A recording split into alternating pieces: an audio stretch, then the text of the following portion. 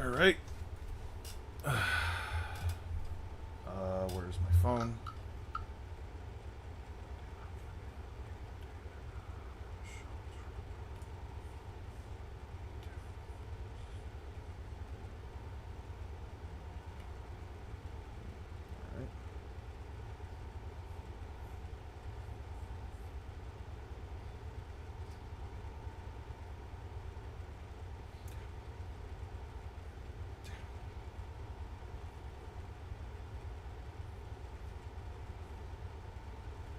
Damn.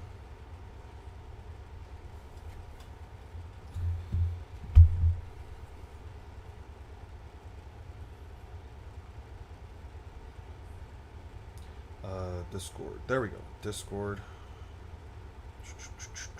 Announcements. At everyone. I believe. What is good? Gear 5 Luffy when Tenten pulls out a knife? Type shit. Type shit. I'm live. And then let's go here. Server announcements. Eon announcement. There we go. Everyone. I'm live. There we go. What's up? What's up? What's up? What's up, Mr. Dens? Is that your profile picture? How's everybody doing? How's everybody doing? How's everybody feeling? How well are we doing on this fine... What day is it? It's Thursday already. Holy shit. On this fine Thursday afternoon. What's up, Natalie? How you guys doing? How are you guys feeling? Sage mode mostly stops at Skypiea. Rip Luffy. Yeah, rip Luffy. Rip all of pre-timeskip, dude. They have to fight Sage Naruto. I've been thinking a lot about... damn. Why are we spoiling... Damn. Why are we spoiling the newest One Piece chapter? What's up, Peter Tank? Why are we spoiling that? You know, using your scaling, he probably loses to Arlong. Sage Naruto losing to Arlong? Probably not. I would probably disagree with that. I would say that he's physically weaker than Arlong, but I wouldn't say that, you know, he loses to him. You could argue he's faster. You could definitely argue it. So, there was a discussion that I've been thinking about for a while, regarding, anime power scaling as a whole. Not so much within the context of, like, these two series, but more so within the context of, whether or not, as a series as a whole, has scaling that could be quantified throughout a vast, majority of it, right? So... what I mean by this is more so that, like, when you look through certain portions of One Piece, right? Let's talk about Alabasta, Whiskey Peaks, all the way through the Alabasta saga. It's, throughout all of these chapters, it's essentially, at least in my opinion, kind of difficult to, like, make up the conclusion or come down to a conclusion that the characters have reached a certain speed threshold without any objective statements to back it up or any objective scaling to back it up, right? There's a question that I think that should probably be asked, but, and there's probably more than one ways of doing it. I'm not saying that this is the only way of doing it, and I'm open up for interpretations. I'm curious as to the progress on art because I miss watching your videos and I understand all your time is on this one. I'm 34 pages in. I did, fix up a little bit from last time. Oh, I can't believe I missed this. Well, actually, no. This is fine. I just forgot to ignore that. Okay. I'm 34 pages in. I am just about getting... I'm just about getting through... I'm like, I would say about halfway through to getting through Arlong Park. I don't have much to talk about in the next portion of the series. And I say this only because... Wait a second. Wait a second. Wait a second. Wait a second. I got a fly trapped there. Haha, you asshole, you're trapped. You're trapped in there now, you piece of shit.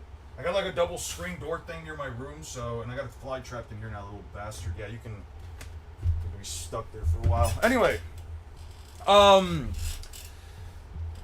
Batman, he's better. Batman has better feats than Luffy. Oh yeah, so Johnny Crap. So like the video is definitely coming along. It is coming along. It's just that I've got family coming here back and forth.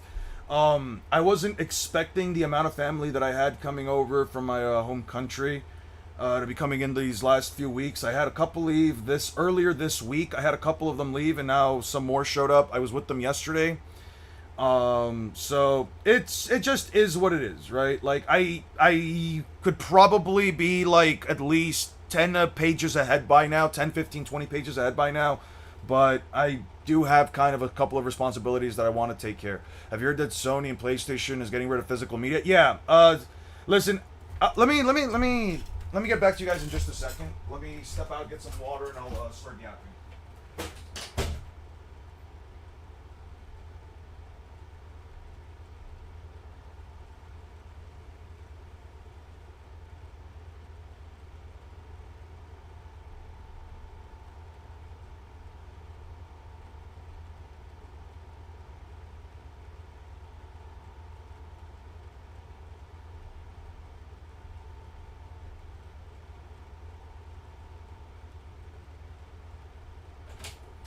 Okay, so to answer some questions, yeah, the video is coming along. I'm doing my best.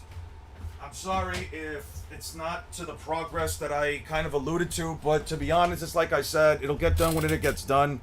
I just have certain things around my personal end of life that it's just making things a little bit more difficult. After that bullshit Rockstar pull, what bullshit did Rockstar pull? Also, to answer this question, I know that I shit a lot on Nintendo for, you know, making decisions that I feel like ultimately only negatively affect either the players or ultimately negatively affect, let's say, like the play experience with certain other games like Mario Kart World. But the thing that I want to say regards to at least like Sony getting rid of physical media, listen, I'm gonna be straight up honest. I haven't bought a physical game in a while. Like, I think technically the last ones that I bought were the games I bought for the Switch 2. And Donkey Kong Bonanza, Mario Kart World, and Kirby Air Riders. But prior to that, I don't really think I've bought any like physical games. Now, that's not to say that I'm excusing Sony in the slightest bit. I'm someone who personally doesn't want to go to the store to get a physical game. I have a couple myself, but I'm not going to sit here and say that I'm the biggest advocate for physical gaming as a whole. But I do think that it's the easiest and best way to basically own your own media, or at least to own something out of what you've been sold. The issue, though, at least in my personal experience, is that it's not just... It actually goes back a bit further than them just now choosing to no longer make physical media, and it's that the games are no longer put into the discs, and I think that's my biggest issue, right? Do you really own the game even if it's physical, when essentially as soon as you plop in the disc, you have to basically download the game onto the disc, onto your system, because only a portion of it is in there. It's almost like CDs now are essentially nothing more than... Yeah, they're nothing more than like the game cards that Nintendo shares, which is why it was never really like the biggest issue for me that Nintendo was like pulling out like the key cards or whatever, because it's ultimately something that already existed within these games. It's basically just a tool for like licensing now. I don't like Sony for it, and yeah, own nothing and be happy. I don't like Sony for it either, honestly. I don't really have a lot of people around me that like necessarily are out here defending this shit, so I don't necessarily have as big of an issue. Sony's a piece of shit for it, and a part of me doesn't even want to get the PlayStation 6 now, if and when it ever gets announced and released. Like, I honestly don't want to keep supporting these companies, and it's like, I really hate that I am living in a world where I feel like I might be forced to start just investing in gaming PCs, because, like, in all honesty, what's the point, right? Like, what's the point in owning a console at this point if, like, there's just no reason there's genuinely speaking no reason to even have a console when you can just have a PC that does more shit, and you to some extent kind of do own the game. Yeah. Boneheart Witch, and I'm legit going to watch all now, or Incarnate, holy fuck. I want to own my games. If they want to make a new Ninja Storm or a Budokai or an Anime Fighter, I want to own those. I want to buy that. Yeah, I agree. It's always been, I feel like it's always just been a matter of time before these companies essentially say, like, yeah, no, you are simply buying the privilege to play the game and you're not actually going to own it. But besides that, right? Besides that, and moving on to the conversations pertaining to at least the actual discussion as far as chat goes and as far as, like, the stream overall goes, yeah. It sucks. I don't agree with it. I think Sony should burn down to the ground as well as Nintendo, but at this point, it is what it is.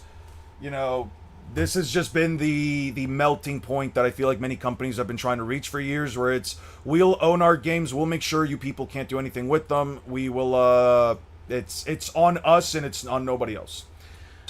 How are my days? My day's fine. Yesterday I went with my family. I took them around my hometown.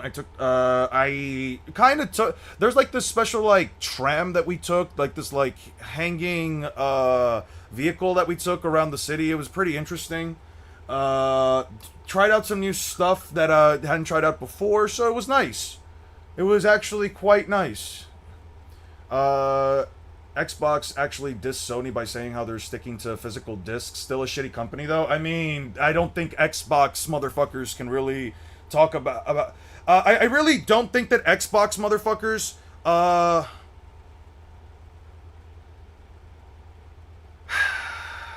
It's one of those things where it's like... Yes... You can technically say that Xbox is on the moral high ground by trying to maintain their physical media, because it is still an important part of gaming as a whole, even if it's not something that everybody finds as important. But it's like, it's still Xbox, dude. Like, what the fuck? Like they're out here literally laying off.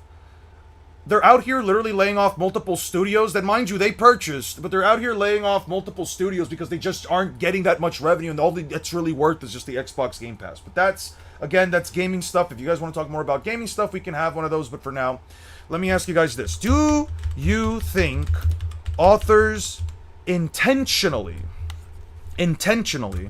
let me, move away. I don't want this cable right here. Authors intentionally keep certain stats vague through arcs to make writing easier? This is an important question. Yes. No. And yes, I know that I'm writing the capital letter at the end. Yes. No. Nah, just use pixel scaling. Yeah, so use pixel scaling. I'm throwing that one in for fun. You guys don't have to answer that last one. Xbox shafted America by firing 5,000 employees just to replace them with 33,000 foreign slave laborers. That's crazy. Hey, what's up, Hej? What's up, Arashikage? Sony must have forgot what happened to the video rental stores. Yeah. Oh, the stream name. Truthfully, Smoker to be safe in L. That's crazy. Okay, let me actually start answering some of these discussions. Is debatably makes it to Skypiea, but hard stops at Water 7. Sage mode probably gets blitzed by Long Range Foxy. Are we being generous that Naruto can't hit Locust? Because if we want to talk story-wise, the way to beat Alabasta is to either beat Crocodile outright or expose him through the government. I will say that Crocodile, at least for the fight for Crocodile, I will say that at least for the fight with Crocodile, we'll give Naruto the same conditions that Luffy fought in, where he will realize that Crocodile is weak to water. Naruto can and will realize that Crocodile is weak to water, right? No one plans everything out in a story. Yeah, you can't plan every tiny little detail out in a story before you start. Regardless, though, if we're talking story-wise, Naruto could get by from Logia users like Alabasta and Skypiea, but hard stops at Water 7. He just can't stop at CP9, right? It's just Logia. Logia is the best kind of power it's out of One Piece. Yeah, Microsoft thanks plus going down to the Stummy corporate route to globalize so you can suppress wages. Yeah. Let's see. You asked me that question. Sage Naruto loses to Mori at the end of Thriller Bark. Okay, so I'll throw in a couple of arcs for you guys. I'll throw in about 4 options for arcs since we got about 20 votes in. I'll ask you guys a follow-up question. Okay. Let me ask you guys a follow-up question, right? Let me ask you guys a follow-up question. And mind you, this is Sage Naruto prior to the war arc, so the one that could fight Kurama, right? Where do you think Sage Naruto hard stops, right? Sage Naruto pre-war arc. Authors constantly change stats regardless of consistency. I would say it depends on the arc specifically. I would say it depends on like the author specifically. Where do you think Sage Naruto pre-war arc hard stops? Right, hard stops. Okay, let's throw in a couple. Skypiea. I saw some Water 7, Thriller Bark.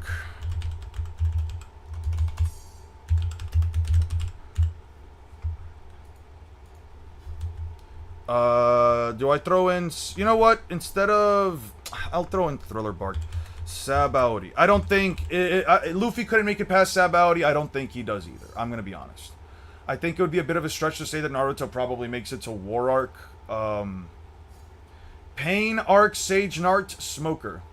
Is Sage Mode Naruto even massively hypersonic? If you believe that Naruto is, at the very least, as fast as Kakashi, if not faster, there is a legitimate argument that you can make that Naruto's top running speed can probably be faster, then his top speed could probably be faster than Kakashi's Lightning Blade running speed.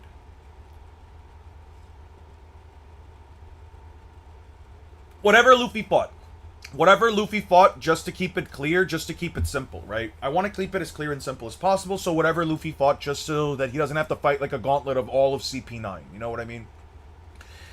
Versus Pain is Naruto's best outfit. I agree, wholeheartedly. Best fit for Naruto, real talk. There was, here's the thing. There was, ooh, okay. I do want to talk about this just because as Naruto returned to the village, I remember when I was like 13 years old and I saw Naruto finally come back to the village at about the age of 15. I thought, okay, I fuck with the new fit. I fuck with the high ankle black new kicks. I fucked with the new black orange jacket. It seemed like he still kept the same pants from before, and the new headband obviously went kind of hard. I did like the fact that his that he had like two the length of the headband was longer so that it could reach to the lower end, right? To the lower end of like Naruto, actually to like the upper end of Naruto's back, right? But when we got to like the Pain Assault arc, when we got to the point where like Naruto gets Sage Mode, I'm gonna be honest with you, I don't think I've ever had like this feeling of a fit. This feeling of like, wow, this just fills out the entire outfit. The giant scroll in the background, the large jacket over his second fit. I don't know. Kishimoto was cooking up something crazy. I hate the fact that every time Naruto entered Sage Mode, he didn't unlock this fit. Like, it would just like naturally pop on him, right? Like, it's the sign of a suit of a sage, including the large scroll on his back. The scroll with the large red jacket, bro, absolute fucking peak. What the heck is Water 7 and all that? I couldn't vote the poll because I don't know what those are. Those are the following arcs right after, these are basically 4 arcs back to back in One Piece. From Skypiea onward, technically we're skipping Long Ring Long, but I did want to know exactly where people would put the character at. Skypiea is interesting because Enel would make it to the moon regardless, but where we're implementing the story into Water 7 arc, it's just impossible. So Skypiea power-wise, but story-wise, Water 7. That makes sense. Even if Naruto could touch him, Naruto has no defense for the millions of volts that would course through him, and relativistic, if not light speed attacks, and the scale of Enel's attacks, it's a wash. I agree that there's probably, to an extent, just too much shit that Enel can throw at Naruto, all things considered. But that's just my opinion, right? Do we assume that he fights the Ops? Because there's nothing he can do to beat Smoker, not even outrun him, for fuck's sake, if we talk about the Pain arc. Well, assuming that he gets through Smoker because, I don't know, Monkey D. Dragon was just feeling generous that day, right? How far do you think pre-timeskip Luffy would make it into Naruto? Okay, so let's change up the question and let's switch it to that, right? I feel like that's also a fair question that we can ask. 28 votes is good. Okay, how far do you think pre-timeskip Luffy makes it into Naruto?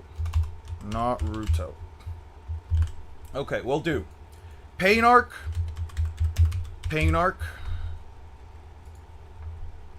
Land of Iron. War Arc. Pre-Ten-Tails. War Arc. Post-Ten-Tails.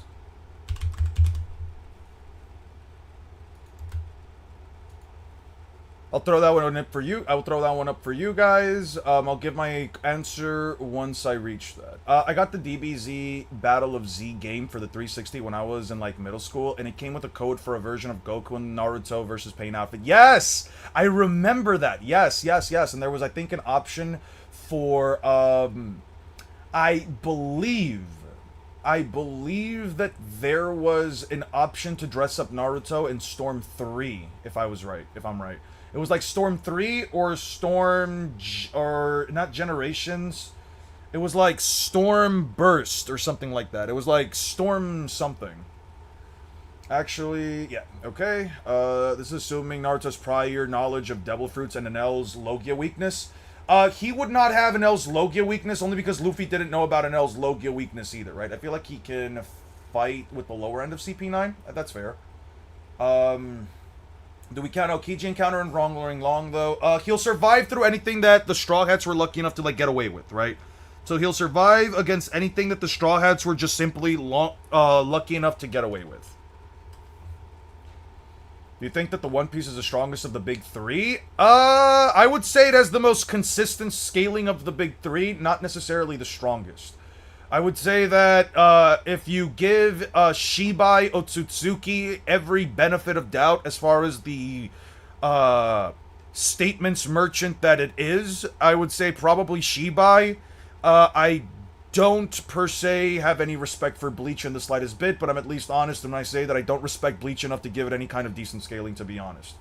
Also, to be fair though, with Bleach, I genuinely don't think that it scales really past planetary, but that's just me. There's a scan from Boruto Guide going around saying that they're shaking dimensions. They and like it's Goku versus Beerus in a battle against Ishiki. I don't agree with it, but that's fine. KCM2 is post. KCM2 would be post. Technically pre-Ten-Tails. KCM2 would be pre-Ten-Tails. He should scale around 7 to 8 gates guy, but without the temporary form limiting. I mean, Luffy has the speed to make it through the Pain Arc. Yeah. At their latest read, yes, Yama was like small town durability. Calx doesn't support the narrative, and Enel being country level, to be honest, is the standard assumption. In nonsense, also Naruto gave chakra 3 times their chakra to Kurama at a fat lowball. The energy given was enough to destroy a planet like about 5 times. I don't know how you reach that conclusion per se of he can destroy a planet, shush. I don't know how exactly you reach that conclusion. That it should be 5 times that to blow up a planet. What's the KCM2 power multiplier? I have no fucking clue. I'll explain it like this. I'll explain it to you guys this way, right? So, okay. So, do it like this. It's approximately that an equal amp to the Curse Mark V2, which is a 10 times amp, right? Which is a 10 times amp, right? Now, there's 2 ways of going about this, right? It's either an additive increase or a multiplicative increase, right? Which means it's either 10 to the 10 raised to the X power, or actually it's either a plus times 10 amp or a 10 to the power of amp depending on the tail, right? The X equals the number of tails, right? Right. Give me 1 second, right? Let me grab this. Okay. So, there is an argument. Ooh. Now, there is essentially two ways of looking at it, which, as somebody brought up, as Peter here brought up, it's either a 100 or a 10 to the power of 9 times amp, right? Whatever the fuck that is, right? That's like, what, 100 million? But we have to ask ourselves a couple of questions, right? Well, for one, Kurama's chakra is just straight up stronger than the average chakra, right? We know this because Kakashi, by just making contact with him, stated that the chakra that he got was not only a lot more of, but it was also a lot more powerful than the chakra he first received when he basically only held hands with Kurama for a small instant, and he was able to use Kamui, if I'm correct, a total of 3 to 4 times afterwards, right? 1 billion, right? Thank you, Barkos. So you have to then ask yourselves, well, does that mean that Naruto is getting a multiplicative increase of tens of thousands to hundreds of thousands to a billion times, right? I probably fall under the assumption that it's not the case, and I only say this because of Orochimaru, right? I only say this because of Orochimaru, specifically this fight right here, right? Now, Naruto, we know for a fact he gets stronger and faster as he uses the Tailed Beast amps. As the number of cloak tails increase, the stronger and faster that Naruto physically becomes. However, there's one thing that I do want to kind of point out, and it's a statement right here, where it says, Orochimaru has reached his limits, although this body continues to reject me, this is far from over, right? So the body that Orochimaru is on, the one that's fighting Naruto and the one that's doing his best to try and take him out, is essentially not only rejecting him, but he's also utilizing jutsu that we know for a fact does cause Orochimaru to utilize quite a bit of chakra, right? Even Itachi states it in the Sasuke fight that this kind of substitution jutsu uses up a lot of power, and that Sasuke can't do him too many times because he's already close to out of chakra, right? So it makes me wonder, is Four Tails Naruto? What kind of makes me settle on this discussion is Four Tails Naruto a 40 times amp, a 40 times amp, or a 10,000 times amp, right? Because the 10,000 would be 10 to the 4th power is 10,000, right? So I kind of then have to ask myself to say, is just being disingenuous in your opinion? It's definitely not.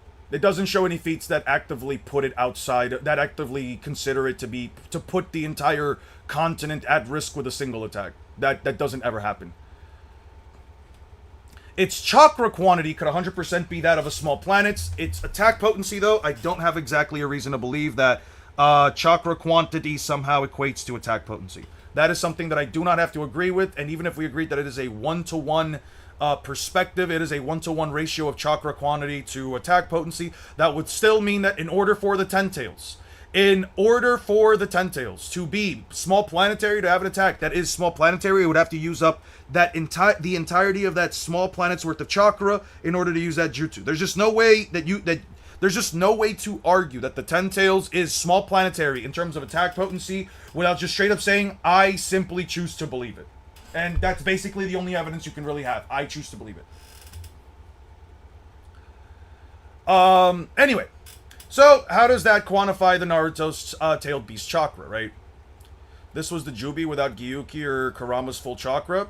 Yeah, but it was also achieving its second state, and we don't know how much more chakra it got after it achieved its third state. Its third state is the same state that it spawned in after Madara took half of the Nine Tails chakra, Gyuki's chakra, and all the others crap.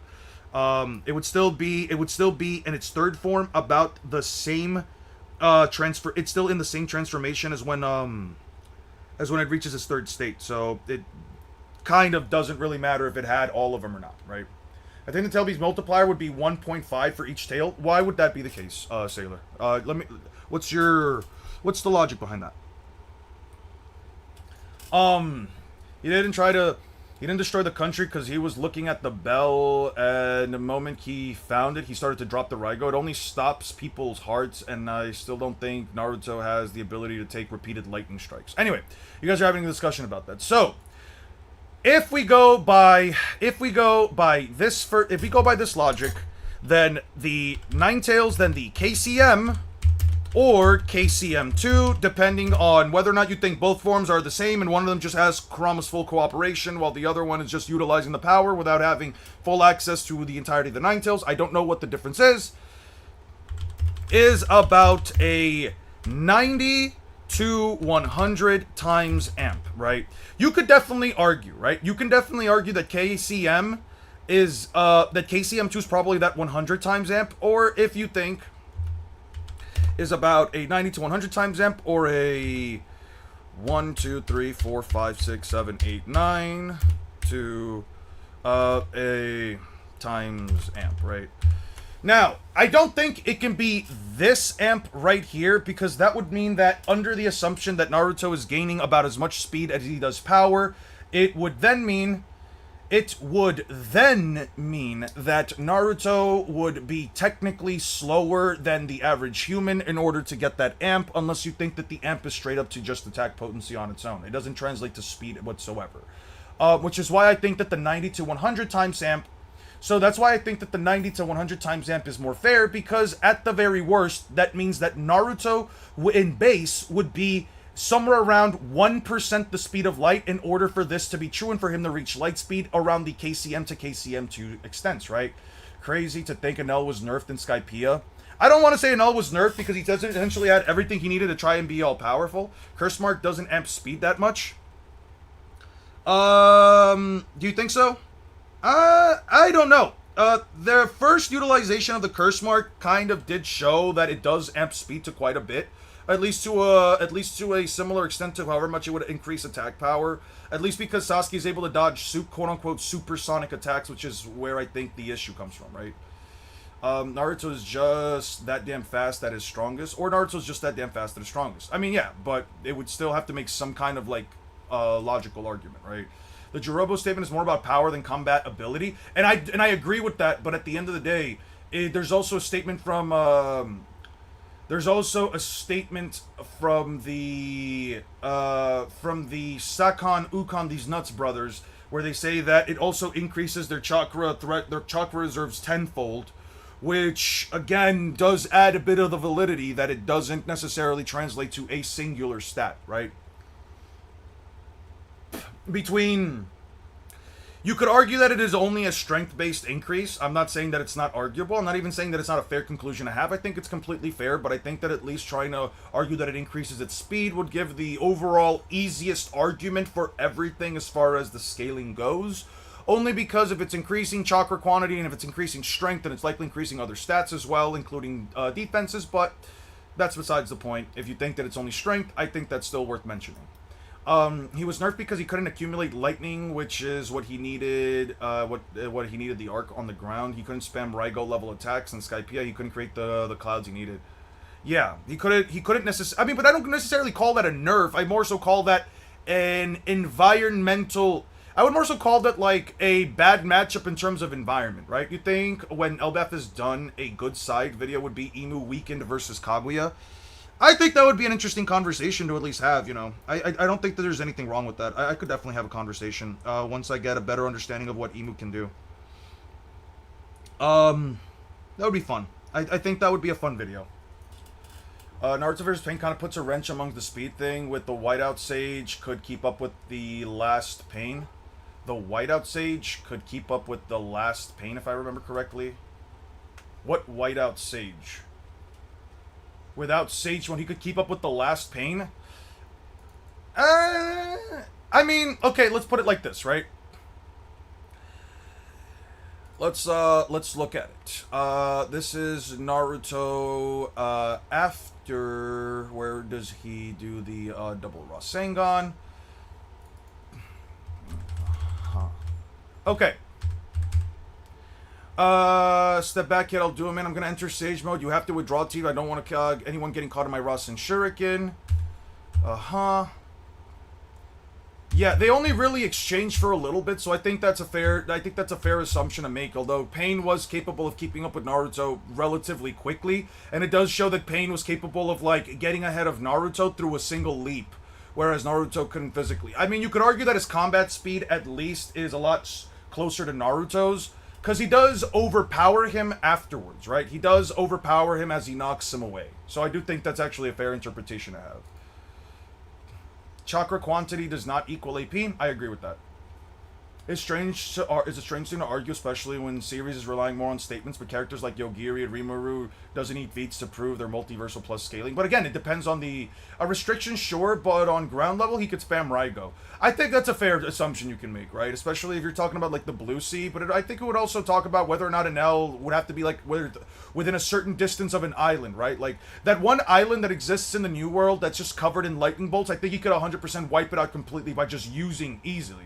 By just using, essentially, like, a large Raigo around that point, right? Alright, so we have, Pain Arc. Wow, okay, so equal parts Pain Arc and War Arc, post Ten Tails, and then, pre-Ten Tails. Okay, I could see that. Anyway, how are you as a person? I'm good. I'm chilling. I had some fun yesterday with my family. I was definitely exhausted by the end of the day, and I'm the type of person when I get tired and when I'm like, when I'm, like, physically exhausted, I get very quiet. I have a tendency of getting quiet very quickly. So, it was like, the latter half of my day essentially just boiled down to me, like, you know, just letting my family take certain public transportation rides while and they could, like, take all the photos and pictures they wanted while I kind of just sat back and, like, just waited out for some of the trips to end. It was good, though. I'm definitely... Where the hell did I put that thing? Oh, that's unfortunate. I don't know where I put this little thing that I brought with me. Anyway, I'm definitely happy that they're here, though. I'm definitely grateful that they're here. The Shush guy claims that Naruto can hurt Logias by molding his chakra and solidifying the Logias. Can you please publicly rip this apart? It's very simple. They're under no verse equalization. There's genuinely speaking no objective argument anyone can make that Naruto can necessarily do that. Haki is not made of spiritual energy. Haki is not made of spiritual energy. Not in the slightest bit. The only statement that references Haki and spiritual energy in the same sentence, just to clarify, is, this statement right here. Haki is a power that lies dormant in people everywhere. The ability to sense spiritual energy and overpower enemies. That's it. It doesn't say Haki is spiritual energy. It says it allows a person to see it. So, yeah. Sorry, Shush. There's no objective claim that you can make to say that they can't. If you believe it, that's one thing. If you believe that Naruto can do that, that's one thing. But to sit here and say that that would happen, no, that is objectively not true. Under verse equalization, you are more than welcome to believe that. But without it, no, there's no argument. Ain't no way I got an ad for the German AAA when you answered me. That is insane.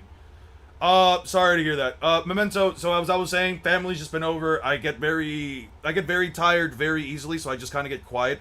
But, I'm overall grateful and happy that I have him around. I got more family coming still. I'm still surprised. Like, there's still more family coming, so, yeah. Again, my time has just slowed down, guys. Sorry, I genuinely wasn't expecting this. Sage Naruto beats Buggy, but loses to Crocodile, Keck W? Yeah, type shit. Yeah, he beats the Yonko leader, but he loses to his first commander. Even if he is solidified them, that doesn't mean he can harm them. I mean, part of solidifying them would mean that harming them would be possible. But anyway. Yeah, is going mid-diff against Don Krieg. I don't know about that, but I would say he probably beats Don Krieg. But yeah. Sliver Golden. Is that an MTG reference? Are you a Slivers player? That's a funny name.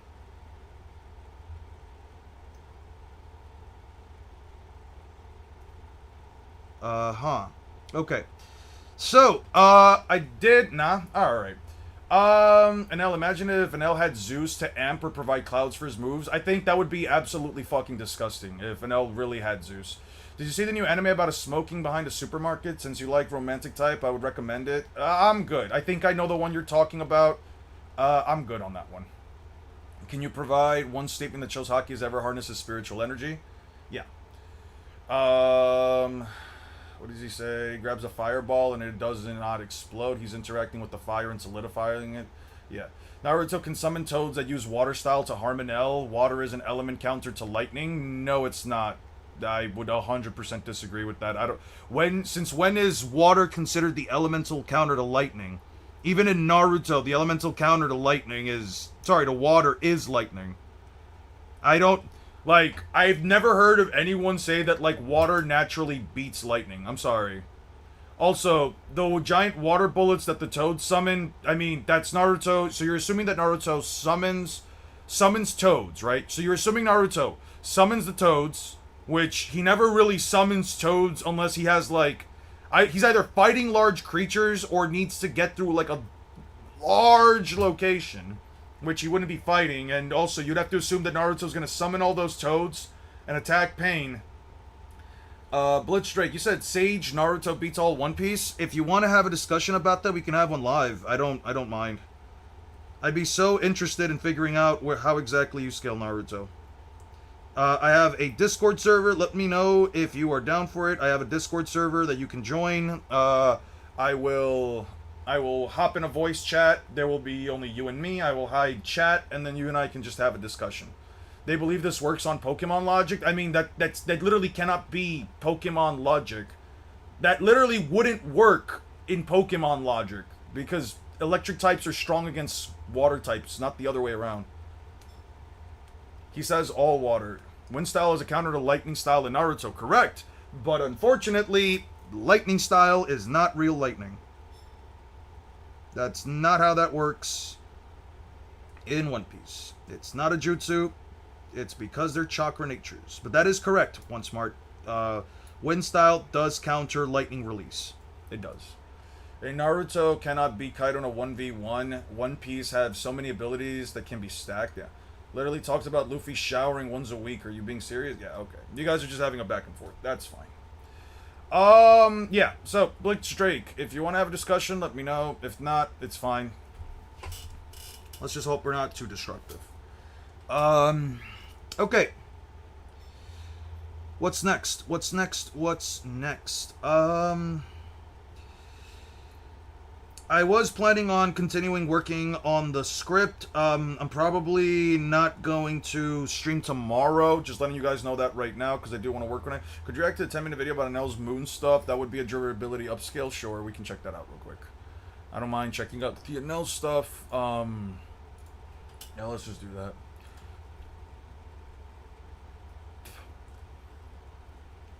I always feel like it's a long time since I see Steinixos' stuff.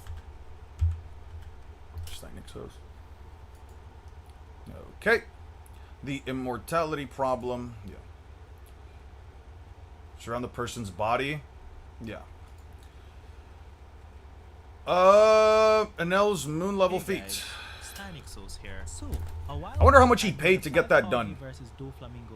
If you haven't watched it, it's a cool intro. Go watch it. It's a good one. But importantly in that video, one of the things I referenced was a moon-related... If you take a large body of water, I agree, but the toads do not have the ability to produce an ocean of water. Now, one of the comments I got on that video was someone saying something along the lines of, that Enel attack was visible from the moon to the earth feet is new to me. Got to remember that when arguing with downscalers. Now this comment was the reason I decided to make this video, because it highlights two very important things. Firstly, this person had apparently never even heard about this moon adventure related multi-continental feat before, which tells me that a lot of people simply are not aware of it. However, the second thing, and probably the more important thing, is that this person didn't actually understand the feat itself and the accompanying scaling chain, because the way they phrased it implies that Enel himself performed an attack that caused the moon explosion that was visible from the earth, but that's not actually what happened. So because of that, I thought it would be a good idea to make an entire video focused specifically on this feat, breaking down the actual components of it, what is and is not being claimed, and the... Shush.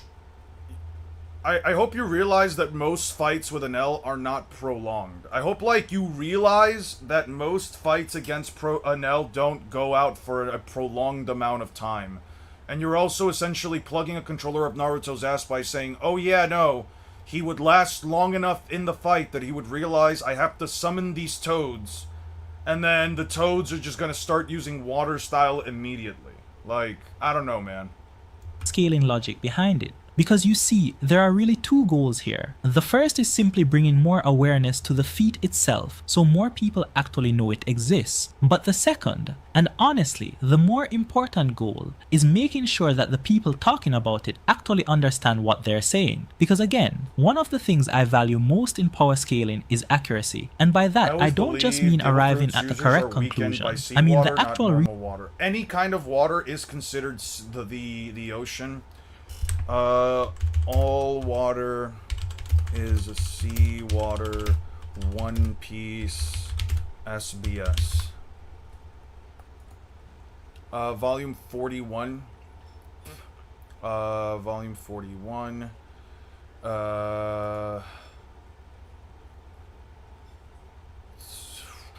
SBS, Volume 41. Volume 41. Alright, let's read it out real quick so you guys have an idea of what he means. Impressions, communications, yao, sexual harassment, pull out, random. Okay, let's discuss the problem with devil fruits users bathing themselves. People who have eaten devil fruits are hated by the sea and cannot swim. The sea here can refer to anything from rivers, pools, and baths to any kind of standing water. On a worldwide level, they are all the sea. When these people enter the water, not only do they not use their powers, they have trouble moving their bodies at all. They might be able to struggle a bit, but it wouldn't do much good. That's if their entire bodies are submerged in the sea. With less than half of the body or just the limbs, it gets easier. Also, rain and dripping water have no effect at all. Therefore, hip baths and showers are the most common choice. Now, in Crocodile's case, water is the weakness of his very power, so his abilities are robbed even in the shower. It's not like his enemies are around you when you take a shower, so I bet he'd take them even with his powers are being blocked. There you go. Do you think the new One Piece anime will include the SBS and art covers? Probably. I don't know. I never really focus on that stuff. Water style also wouldn't work because chakra is not real water. I don't know about that, but my point here is more so that, like, a giant water bullet jutsu from, like, the 2 times that I've seen this jutsu be used, I guess really the 1 time I've seen this jutsu be used, just to show you guys right here, it's an explosion of water. Let's be clear about one thing. These water style jutsu are an explosion of water. Right? It's an explosion, right? So, would it harm Luffy? Well, it's a giant blast of water. It would hurt Luffy about as much as a giant blast of water would hurt, but it's not like the water itself is containing him inside. There is a difference between a jutsu like this and a jutsu like the water prison jutsu that Zabuza caught Kakashi in, right? So there is a difference between jutsu like that, right? A jutsu like this is completely different than a jutsu like this that essentially just blasts and just rains down once it hits, that it disperses once it makes contact. To make sure it's obvious, what happened in the live action with Arlong splashing Luffy doesn't work. The water prison works, correct. Point is, you need at least a forest scale water bubble Kizame made to subdue a normal sized devil fruit user. I don't know if you would need that much to subdue a normal sized devil fruit user, but you would need enough to completely cover their bodies. I would say, however much water is necessary to create a water prison jutsu, I would say if you can catch a devil fruit user inside of them, you've essentially won the fight. And I would 100% guarantee that. Right? But neither Naruto nor any of the Toads know a jutsu like this, so it's one of those things that, you know, just does not fucking matter. It's like, it's a jutsu where, like, basically, what's his face? Zabuza is like the only person in the entire context of the verse, as far as I'm aware, that knows how to use the jutsu, and it's essentially a jutsu that, hey, yo, what up? You know, would it even do a thing, right? Would it even do a thing? Would it even matter? Do you watch or read Black Clover? I've read Black Clover. I've read it all casually, though. So the scaling for me is not something that I necessarily know that well. When I say I read things casually, I really do mean it. Like, I read things just for the sake of enjoyment. I don't read them for the sake of power scaling. Being weak to clouds in Skypiea is enough proof. Yeah. Their bodies were covered in the water that is trapped within the clouds, or that makes up the clouds. Pretty much Kisame and Zabuza that have the water prison jutsu. Kisame uses it too. He's the only kind that works though. Zabuza has air inside. That's how Kakashi breathes and talks inside. But Team Guy drowns in Kisame's. Okay. That actually drowns you. Okay, so yeah. Kisame would have Kisame would have like the best iteration of the ability in order to capture people. Yeah, Kisame has essentially like the one jutsu in the verse that could potentially kill any Devil Fruit user. That is true. Thanks for informing me, guys. Thanks for reminding me. I really appreciate it. Okay. Also, Luffy just speed blitzes almost all water users in Naruto. Yeah, he does. I would argue that Luffy hard blitzes virtually every single character in the series, including KCM2 Naruto, barring Six Paths, and anybody stronger than KCM2 plus Sage Mode Naruto.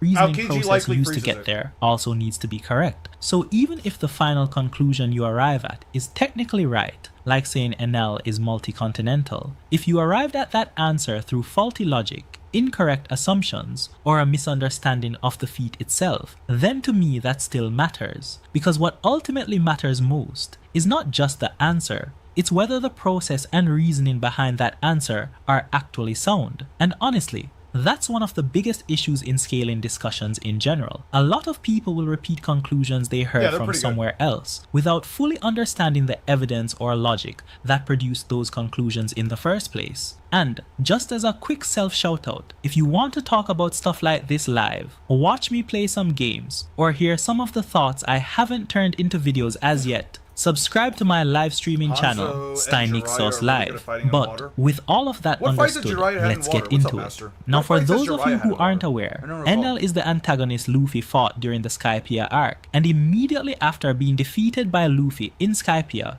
during the post-Skypiea cover stories, Enel basically continues on with his original plan, which was to travel to the moon. So he hops aboard his flying ship on the Arc Maxim and eventually lands there. Now once he actually gets to the moon, he encounters these strange little cyborg robot creatures, but more importantly than that, he also encounters aliens. Yes, literally aliens. Because one of the things that is just casually revealed in these One Piece cover stories is that there seemingly are inhabitants from other planets. And on the moon, Enel encounters a group of them known as the Space Pirates. Now what these Space Pirates seem to be doing on the moon essentially boils down to conducting a destructive excavation operation on the lunar surface in order to dig up the remains of an underground city, as pointed out by the cover page of chapter 463, which shows a giant crater and the entrance to the underground city with the title, What the Space Pirates Dug Up. And to achieve this, they have mining equipment set up across the lunar surface, and they carry out controlled explosions. Now in a flashback, we see that one such explosion was so massive that it could actually be clearly seen from the Earth, and afterwards their machinery and buildings were still completely intact and able to withstand the blast with no issue. And when you actually run the calculations for an explosion of that magnitude being visible from that kind of distance, the result gets into the multi-continental range. Now this immediately brings us to the first really important clarification. Enel himself was not the one who directly caused that explosion. He did not fire an attack that produced the feat. So when people phrase it as, Enel performed an attack that caused a moon explosion visible from the Earth, that is just factually incorrect. And again, this is exactly why I'm making this video, because these distinctions actually matter. However, that does not mean the feat is irrelevant to scaling Enel, because you see, despite the explosion occurring, the Space Pirates equipment was still able to survive it, meaning the durability of that equipment would scale to the explosion itself, which would place that durability in the multi. Bro, I wasn't in no goddamn. I was in no fucking retirement place, bro. I'm still spry. I'm still young, bro. I'm not even in my 40s, bro. What are we talking about? A guy can't even be close to his 30s without. A guy can't even be like closer to his 30s than his 20s without you guys saying that he's in his 40s. That shit is crazy to me. Being closer to your 30s than your 20s doesn't mean that I'm also 40. What the fuck? continental range. It's And his then advantage in later the on, pain fight, in Enel the is shown flashback, destroying Hanzo's that acknowledged same how hard he beat him in equipment water, during I his remember battle against the correctly, space Hanzo's salamander. pirates, Alright, that's meaning fair. his lightning attacks possess That's fair, enough that's fair. attack potency So to both damage One and Piece destroy. Moon and Naruto's Moon are partially hollow. Yeah, in One Piece's case, you can see that they're technically excavating inside. You can see that they're like excavating though. Excavating. I see. Yeah. Anyway. Yeah, you can 100% see like the work that they're putting into the moon though, but I don't know like how deep it is. Same thing with like the Naruto moon. You can't really tell how deep it is. You can only tell that like it is in part ways somewhat hollow. Destroy machinery Or at least that from had the previously machine. survived a multi-continental level explosion. So that is the actual scaling chain being argued here. Not that Enel himself created the moon explosion, but rather that his attack potency scales to objects durable enough to withstand it, as those same objects were casually destroyed by his attacks. Now, as usual, whenever it comes to One Piece, you always have people trying to strip away the 30 value of doesn't One count if Piece the units are characters in and eons. downplay the strength of the verse. Alright, So but of don't- course, I'm sure you there will wanna- be you at wanna cookie least for that one one? That person was in good, the that was audience good. saying, oh no, this feat doesn't count. And the argument people usually use to try to discredit this feat generally an comes in underground city. two main It's forms. mostly hollow. Now, It contains an entire atmosphere allowing insects and plants and an ocean and a fake sun inside that. Yeah. the first is that you'll have people who argue from the position Wait, which one are you talking about? Are you talking about the one from Naruto or the one from the like One Piece? Because I don't remember the one from One Piece having any insects or animals inside. Lucky us that the moon being or not being hollow doesn't matter here. Also, kind of talked over most of the important part. My bad.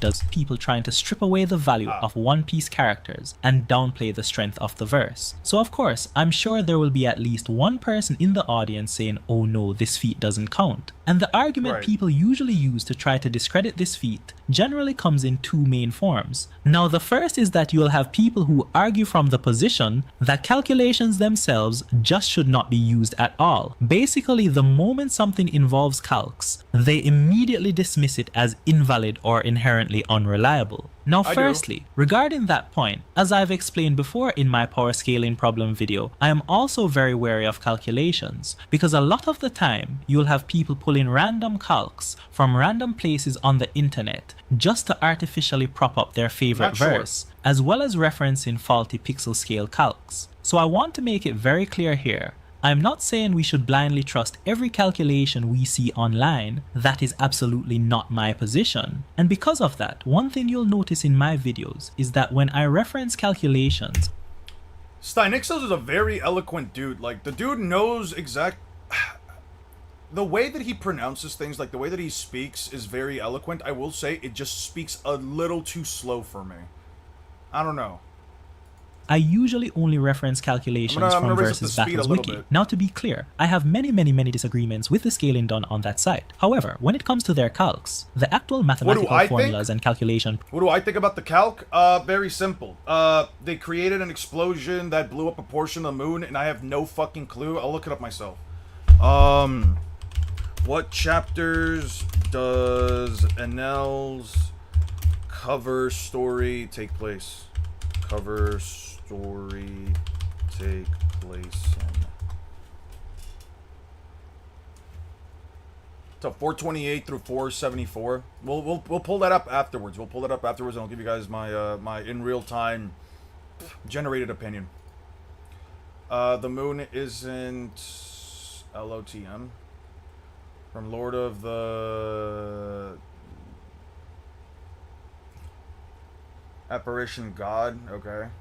And L is multi-continental. Lofi has got to be at least planet to his star. Trying to rage bait the chap who don't know. Okay.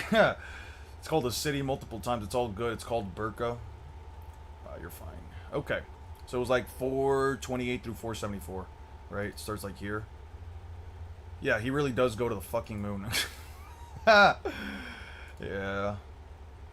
Bro really... Oh! I was wondering if like Blue Planet was really in the background. Oh, all right. process itself. They generally do try to perform proper due diligence. They check formulas, revise things when errors are found, recalculate feats when necessary, and at least attempt to maintain methodological consistency. So the point... Okay, so that was the line of scaling, right? The equipment survived the explosion, but they couldn't survive his lightning blasts. Got it. here is that we are not just grabbing random fan calcs from obscure corners of the internet to justify this feat. However, let's say you are someone who simply refuses to accept calculations altogether. Well, even then, you are still left with the reality that this feat happened, and you still need some way to appraise it, because you cannot simultaneously reject calculations and then also refuse to engage with basic visual logic and common sense. At the end of the day, this is still an explosion on the moon. Justify this feat. However, let's say you are someone who simply refuses to accept calculations altogether. Well, even then, you are still left with the reality that this feat happened, and you still need some way to appraise it, because you cannot simultaneously reject calculations and then also refuse to engage with basic visual logic. I agree with this. I can agree with this.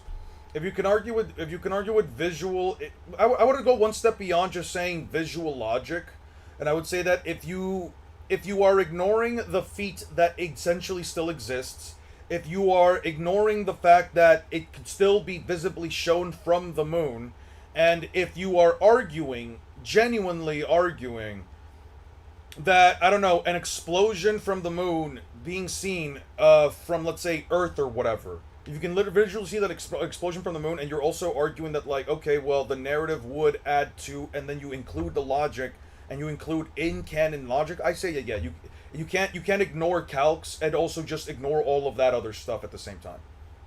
It's like with it's like the Don Chinja thing where you say it's Continental Naruto scooters keep demanding calcs. Yeah. Speeds it up after complaining about the speed and immediately has to replay multiple times. Enough! I am human! I am allowed to make mistakes! I'm allowed to also just kind of miss where the fuck the guy's saying because my mind goes other places. I think calcs are okay if we have all the variables. It's fine. If it's all the variables, I don't really care at that point. If you give me like every single objective variable possible, yeah, sure. And common sense. Is that a durability feat for an L2? I would say so. Surviving an explosion at least somewhere within... If an L is standing anywhere within like this vicinity, when he landed on the moon, when he like saw all those things, if he was like standing near that explosion, we'll go through it little by little. I'll just start pulling up chapter by chapter. So like we get to like what 474. Like yeah, where the fuck is an L standing? Let me see. Okay, so that one clearly doesn't matter. That one clearly doesn't matter. Yeah, he finds these guys underground. We'll check it out as Istanix goes through. Today, this is still an explosion on the moon that is visible all the way from the Earth by a normal person without any telescopes or visual equipment. And just from visually looking at that scenario, it should already be obvious that this is not some merely mountain level or island level feat. You see, even if you completely throw out formal calculations, common sense alone would still tell you that an explosion this large and this visible from that distance would have to possess absurd levels of energy. So even arriving at something like multi-continental through simple visual reasoning is already fairly reasonable. And honestly, you do not even have to just take my word for that. You can literally describe the scenario to something like ChatGPT or your favorite LLM, and you'll generally arrive at the same type of conclusion, that a moon explosion this large, which is clearly visible from the Earth without any special visual equipment, would have to be at least multi-continental in scale. So again, dismissing the calc does not get rid of this basic visual truth. Now the second, and probably the more common, line of argument you'll see from people trying to dismiss this feat is not actually an attack on the feat itself. Instead, the argument is that an L simply does not scale to it. And the way this is usually phrased is something like, oh, it's obviously just a plot-induced contrivance that the equipment survived the explosion, so trying to scale NL to the feat because he destroyed that equipment is clearly invalid. And I'm sure it's not just One Piece down players who have had this thought. In fact, some of you who already believe One Piece characters are very strong may have had the exact same reaction. But again, this objection really does not hold up, because first and foremost, the equipment did survive the explosion, and NL did later destroy that same equipment. You may not like that fact, and you may feel that it seems contrived, but that does not change the reality that it happened. And trying to dismiss the feat simply because you personally dislike the implication is not a valid counter-argument. Now, however, as I always say, context is king. So if there were some broader common sense principle, a character vastly above a would-be multi-continental Skypiea, Luffy, Jinzhou shouldn't consider continental destruction monumental force. Hey guys. I accidentally clicked the head, my bad. Yeah, right here. I see what you're coming from. My issue is that without calcs, I don't know how you get it to multi-continental. We'll talk about that in a second.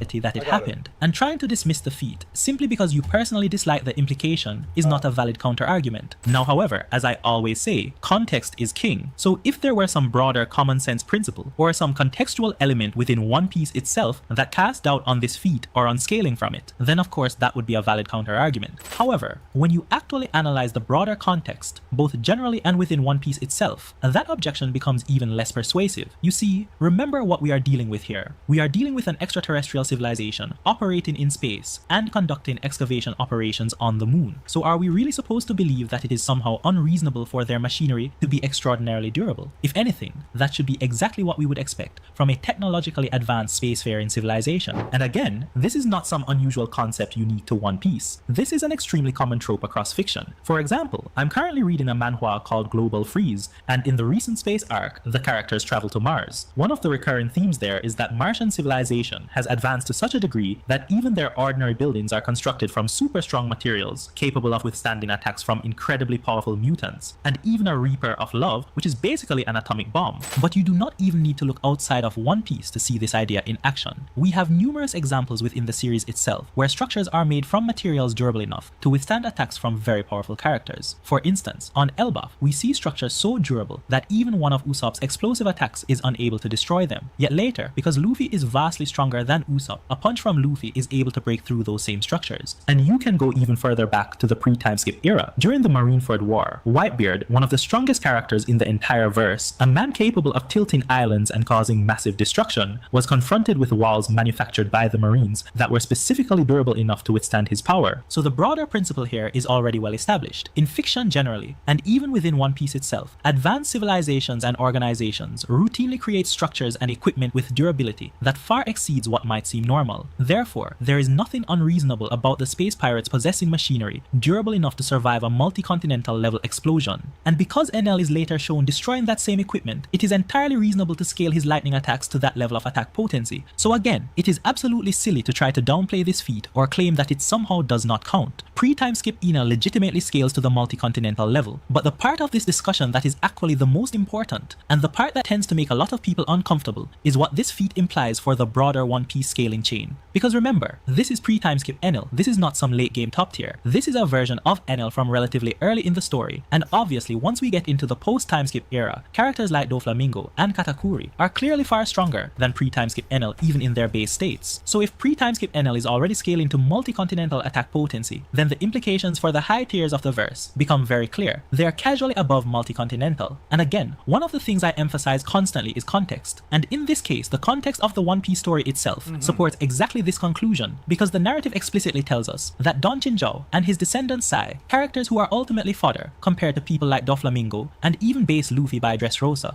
are associated with splitting an ice continent. And yes, it is explicitly described as a continent. More importantly, this is not ordinary ice. The story goes out of its way to explain that the ice is so durable that multiple men using pickaxes and flamethrowers cannot even scratch it. Let me repeat that. They cannot even scratch it. That is a direct narrative emphasis on the extraordinary durability of the structure in question. And attempts to downplay this statement make even less sense when you consider the broader context. Don Chinchou used to fight Monkey D. Garp, a character who trained by using mountains as punching bags, and Garp participated in the God Valley incident, a conflict involving Rox D. Zebek that resulted in the destruction of an entire island. So the continental implications are entirely consistent with the story's portrayal of these characters. And again, even with someone like Hody Jones, as I mentioned before, we have very good reason to believe that he consumed at least 30 energy steroids. Thus, even if you absolutely lowball his base durability and attack potency, once you factor in the steroids, he would still end up at least within the multi-continental range. Now I want to re-emphasize something I mentioned in my How Strong is Gear 5 Luffy video. In that video, I intentionally downplayed Luffy and excluded both the Don Chinchou feat and the Enel Moon feat from my scaling. I also intentionally downplayed the number of steroids Hody took to only 15, because the goal of that video was not to determine Luffy's absolute maximum scaling. The goal was simply to provide a framework for understanding his growth and relative progression throughout the series. However, since we are actually discussing the full scaling implications here, I want to be very clear. Pre-timeskip NL scaling to at least multi-continental attack potency is entirely legitimate, and even without invoking gear-specific multipliers, transformations, or any advanced scaling mechanics, the context of the story already establishes that lower-tier characters reach continental and beyond levels of attack potency. So whoever you are watching this video right now, you may not like this conclusion, but every major post-timeskip combatant from at least the Dressrosa arc onward is at minimum multi-continental, even under conservative interpretations. Yes, that includes base Dressrosa Luffy. Yes, that includes Dressrosa Doflamingo. Yes, that includes Dressrosa Zoro. Because again, all of these characters are decisively stronger than people like Sai, Don Chinjao, Hody, and even pre-timeskip NL, whose moon scaling places him to at least the multi-continental level. So whether people are comfortable with it or not, that is what the evidence and the narrative context consistently points toward. But anyway, that's the video guys. Let me know what you thought about it in the comment section down below. And of course, don't forget to like and subscribe. But anyway, see you guys next time.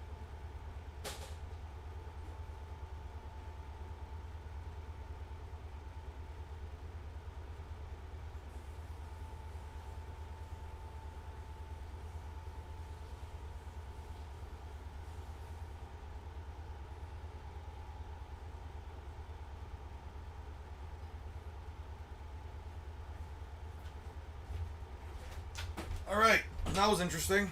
Sorry, I had to step out for a second. That was interesting. Okay, we had a couple questions set up. Might be too late to add into the video, but this essentially makes the continental meta in One Piece even more narratively consistent. I can understand where you're coming from. Notice in my video. Yeah. Oh, so he did cut out the ChatGPT stuff. Probably. I think that he did talk about ChatGPT for like a little bit. He did talk about it for quite a bit, but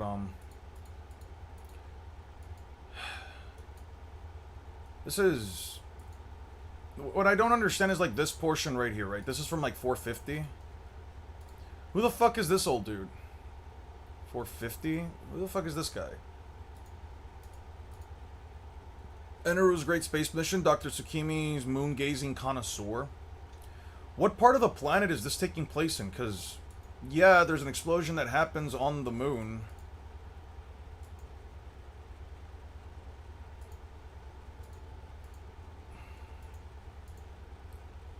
Okay.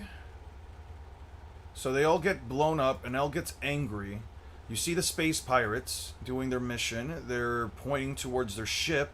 There's this guy named Dr. Tsukimi. Dr. Tsukimi, I guess, died from an explosion that happened on the moon. His men flew to the moon. His robot men flew to the moon.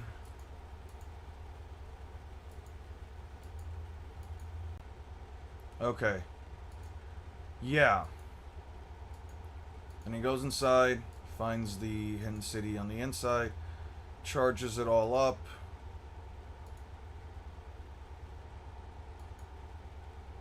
Uh-huh. Weird. Okay. Moon natives are so getting raided by pirates. Yeah, no, so they're not... So these little guys right here, these little guys aren't moon natives. They were literal, like, androids created by this guy.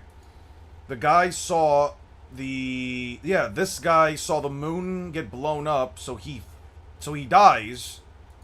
He fucking died. They fly all the way up to the moon using balloons to fight this guy off. He beats the ever-living fuck out of them, and Enel is essentially wiping out these pirates as they're continuously working in the moon. The doctor dude choked on his food when the explosion started them. Yeah, so he died from the explosion. So yeah, Enel had nothing to do with this. He wasn't on the move. The soldiers were recreated on the moon's natives, and were recreations of the moon's natives, and Enel later finds in the ruins of... Yeah. So it means Enel was never even there to begin with, and I agree with whomever said that, like, Enel is a Logia, so he likely wasn't physically there, or at least even if he was on the moon when that explosion happened, I wouldn't necessarily argue that Enel would have, like, tanked it anyway. Like, I would have just said, Enel, yeah, he just turned into... He's lightning, so why would an explosion hurt him? But, yeah, no. Enel wasn't part of the moon explosion. And Enel was never a part of the moon explosion chapter. Like, that has nothing to do with him personally.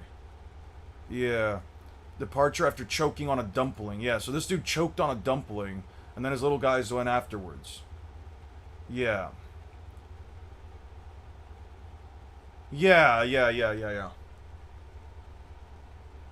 Hot take? Scaling is very hard. It is, because you want to, if you want to power skill right, you probably want to give somewhere around like the fairest interpretation for everything. You don't want to just be viewed off as biased. I mean, you're going to be viewed as biased regardless by somebody, but the take would be to not be viewed as biased. So you want to look at everything from like as a consistent perspective as possible. But then it creates situations like this where like, I mean, yeah, you take things out of context.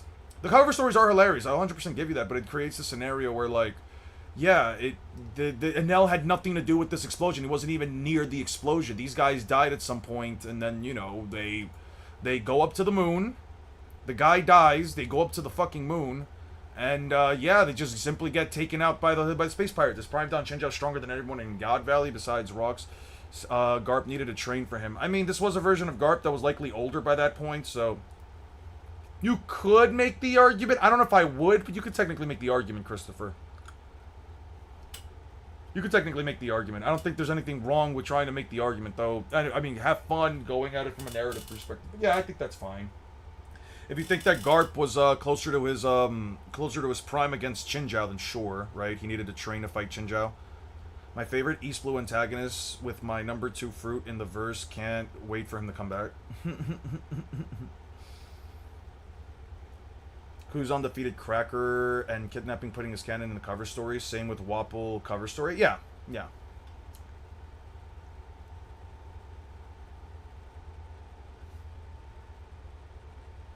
When the explosion happens, incorrect. I don't agree with that.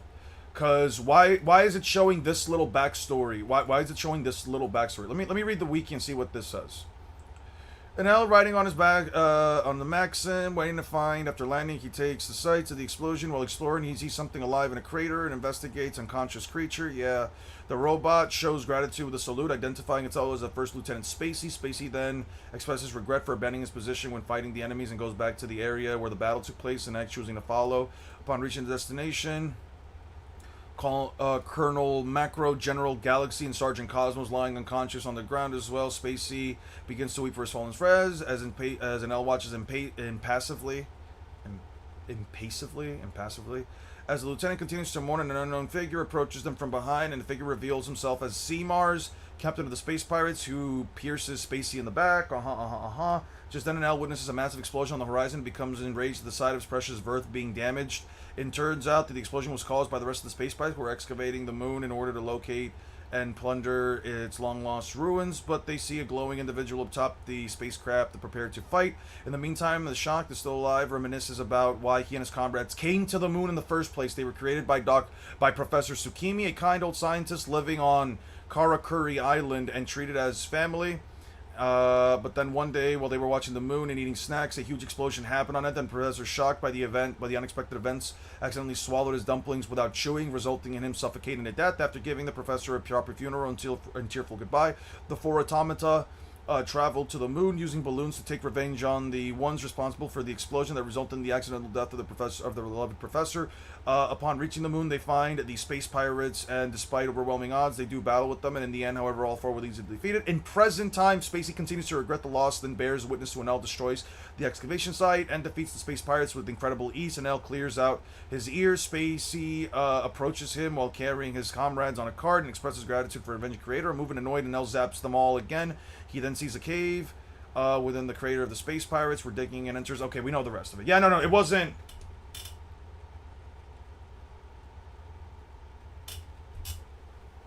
Yeah. No, I know what you're referencing. If you're referencing this moment, this nearby explosion over here, I get that. That's way fine.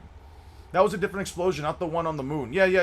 No, this is a different explosion than the one that caused this. I was just trying to make sure, like, we're all on the same page, right? Like, this is not the same explosion that Enel was near. Hey, what's up, Eternal? Dream of the large audience, but here's the truth. All these people in chat are me. Oh, well, you've done a fantastic job in making me believe that I had real viewers. A robot Tantata, bro. Yeah. Oda would never give Enel that big of a feat. Maybe if he comes back in the story, but I doubt because Loki's here. I would find it funny if Enel shot a giant bolt of lightning later on in the series just to have it completely be outdone by Loki's dragon form. Or probably have Enel and Loki both fight together. Could the Forest of Death competitors be Buggy plus his crew and Richie? Probably Gara. Probably Gara. I really don't know if I see anyone else really beating them. The GOAT of pre-timeskip villains. Stein wasn't arguing and L had done anything with the explosion machinery endured. No, yeah, we know that. Yeah. The machines could withstand an explosion of that extent. Yeah. I get that. I fully understand that. I'm just trying to make sure that we all understand that, like, Nell wasn't even in that first explosion to begin with.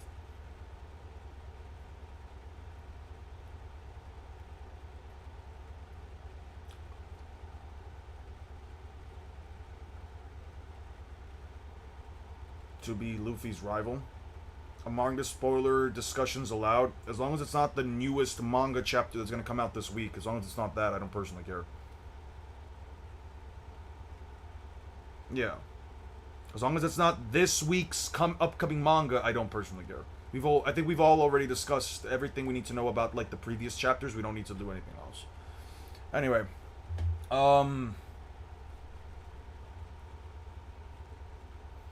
What speed? Yeah, no, watch out. I've already been spoiled. I've already been personally spoiled by chapter 1188 because people can't seem to shut the fuck up and I can't seem to go on any social media site now without it. So you think it's multi-continental? I don't really have an opinion on it. I have absolutely no opinion on it. I'm gonna be honest with you. Like, cool, and L's able to blast them. I also think it's a little different between an explosion and a constant current of electricity. I don't know. I think that there's an argument to be made. That regarding, like, all of these, like, objects and stuff like that. Like, yeah, Nell does, like, bend them over, and, like, he does, like, and, like, they do, like, crumble down, but it's not like he completely wiped them out either. Is 1188 already out?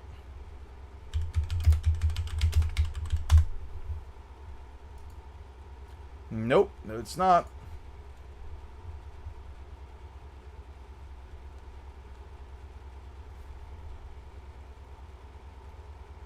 But also to be the sun god, Luffy's immune to lightning, so it's perfect for Luffy to be rivals. Always all your rivals, but Luffy needs a rival. I don't know if Luffy necessarily needs a rival, but yeah. I can see what you'd want. I think it's fair. Yeah. I don't know.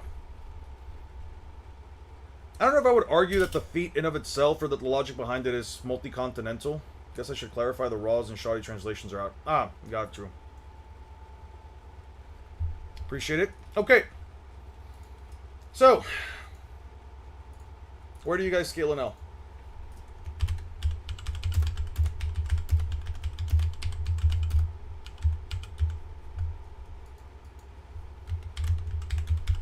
Country. Continent. Multi-cont.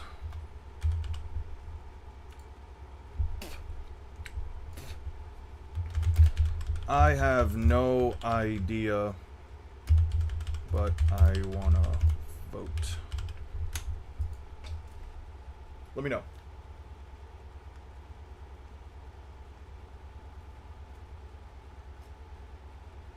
Especially didn't like the way he used ChatGPT to justify it. I don't know if I would personally argue that it was, that calcs are valid, especially for a feat like that, because again, we don't know how big the moon is, we don't know how far away it is, blah, blah, blah.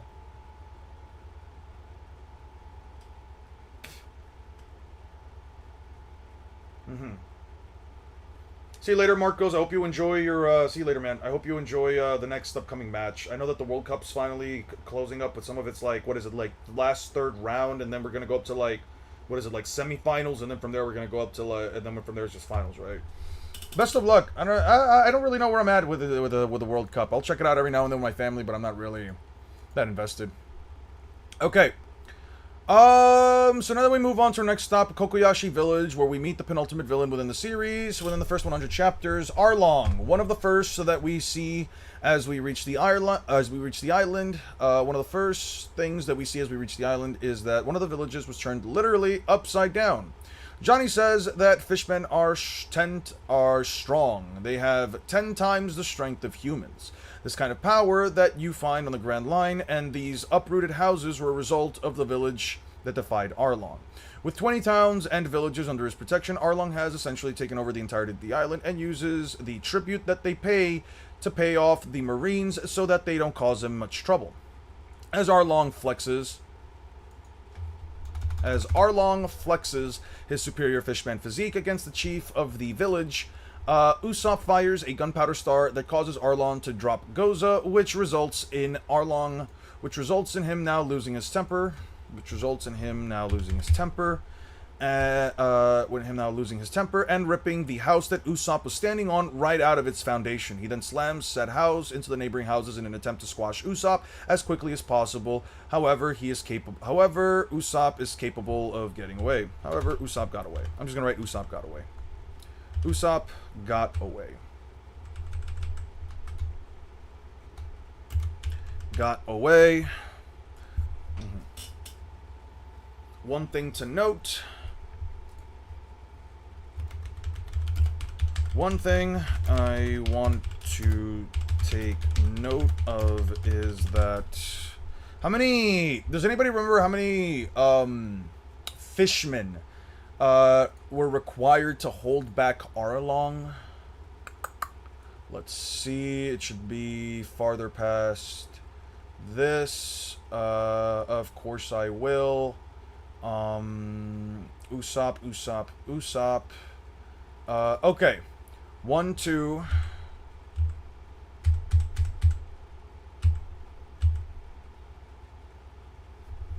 How many fishmen were required to hold him down, right? It was like at least 2 fishmen. One thing to note of is that at least 2 of his men were necessary in holding back Arlong and removing him from the situation.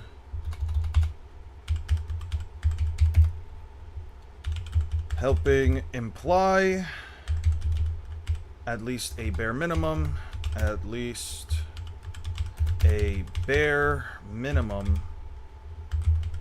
for how much stronger than the average fishman Arlong is. Okay. It's not in a good place. The fact that Trump brought back Balugun one match after a red card is insane.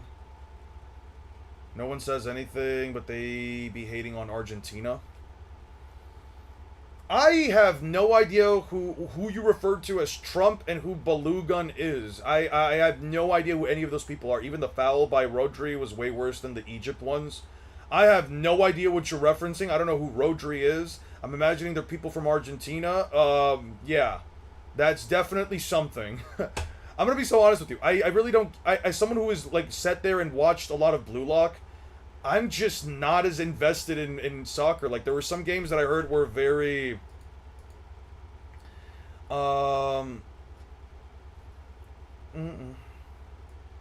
essential. This helps. Greatest sports, by the way. I don't know, man. When my mom told me that, like, a goal didn't count because one of the guys who scored the goal was behind the defense when he scored the goal, and I was trying to realize, like, why is that a massive issue? I didn't know that in soccer. So just to show you guys something real quick. I didn't know this about soccer. I think this rule is fucking stupid, and I think that in a sport where the whole point is scoring goals, the fact that, like, you know, somebody, like, a tactic like this is apparently just so fucking broken that it's essentially banned.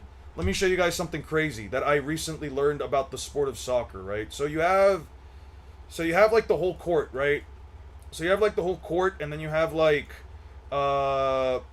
this little portion right here being the, like, the net, right? Like, you have like the big net. So apparently, if you have, like, let's say defenders, like, right here, right? Like, you have, like, defenders, like, in the back, and then you have, like, the goalie by the court, right? If the other team, right? Like, if the other... Ah, shit. Wait 1 second. Let's make it black. Cool. Like, if you have, like, the other team essentially kick the ball to, like, one of their team members, right? Like if the other team, like, clicks the ball's gonna be green, right? If they click the ball... Oh, God damn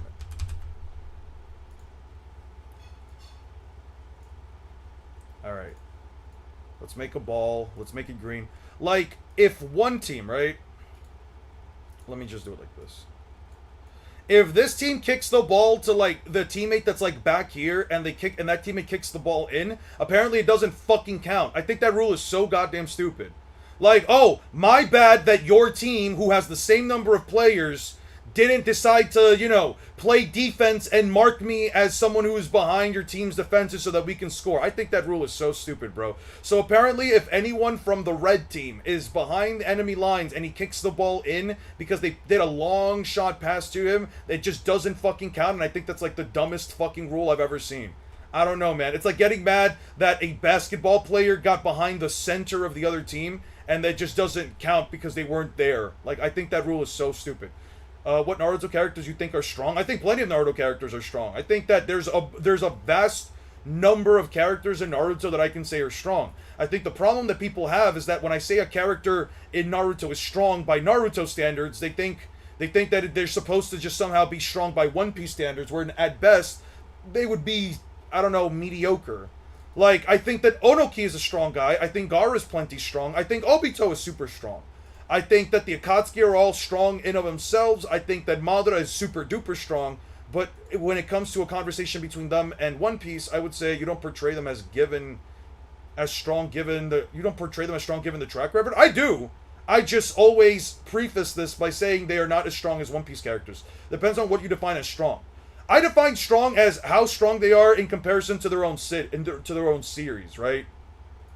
Like, do I think that compared to the average shinobi, a character is more powerful? To the average character within the context of a story, do I view characters as being, you know, as powerful? Yeah, sure. I can view plenty of characters as, like, stronger than the average Chunin or Jonin. I can view characters like the Kage, like the Raikage A, MS Sasuke. I could even view someone like Darui as strong, right? But that's the thing. I'm viewing them as strong within the context of Naruto. I'm not viewing them as strong within the context of other series. I would never say that Sasuke is strong, that MS Sasuke is strong within the context of One Piece, because that would be a blatant lie.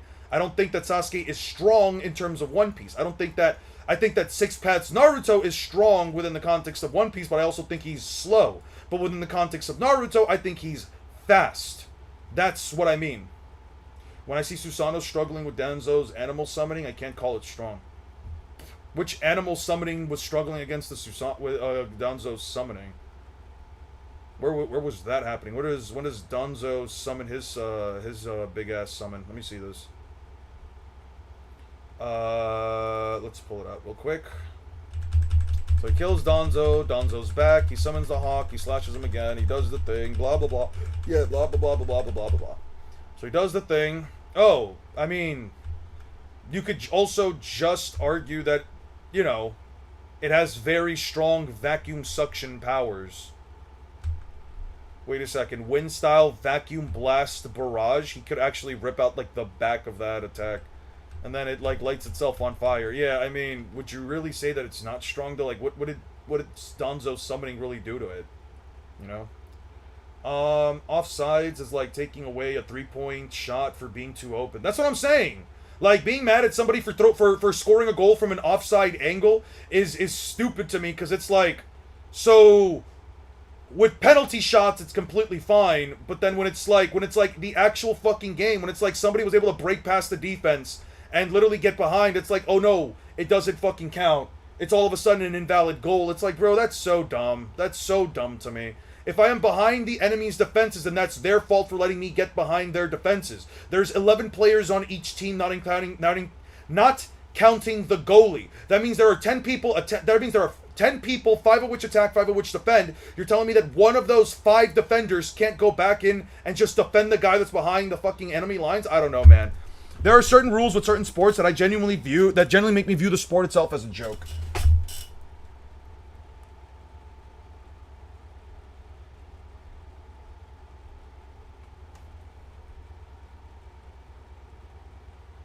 I don't care if my country doesn't have the best chances. I'm still gonna support. Yeah. All right. Okay. One moment, please. I'm gonna open up my door again. I'm pretty sure. I'm like 90% sure that fly is no longer in there. Yeah. No fly. Sweet. All right. Now I got a nice little cross breeze going. If they're truly strong, why don't they win any matchups? Because again, did you not hear the words that come out of my mouth? Oh, you're Kakarot. You're one of those dudes that's just really annoying. I'm gonna be honest with you. It doesn't matter how I describe it. You just don't care. You're going to keep asking the same questions over and over again, regardless of what I say. So there's really no point. But I'm gonna do it again, regardless, right?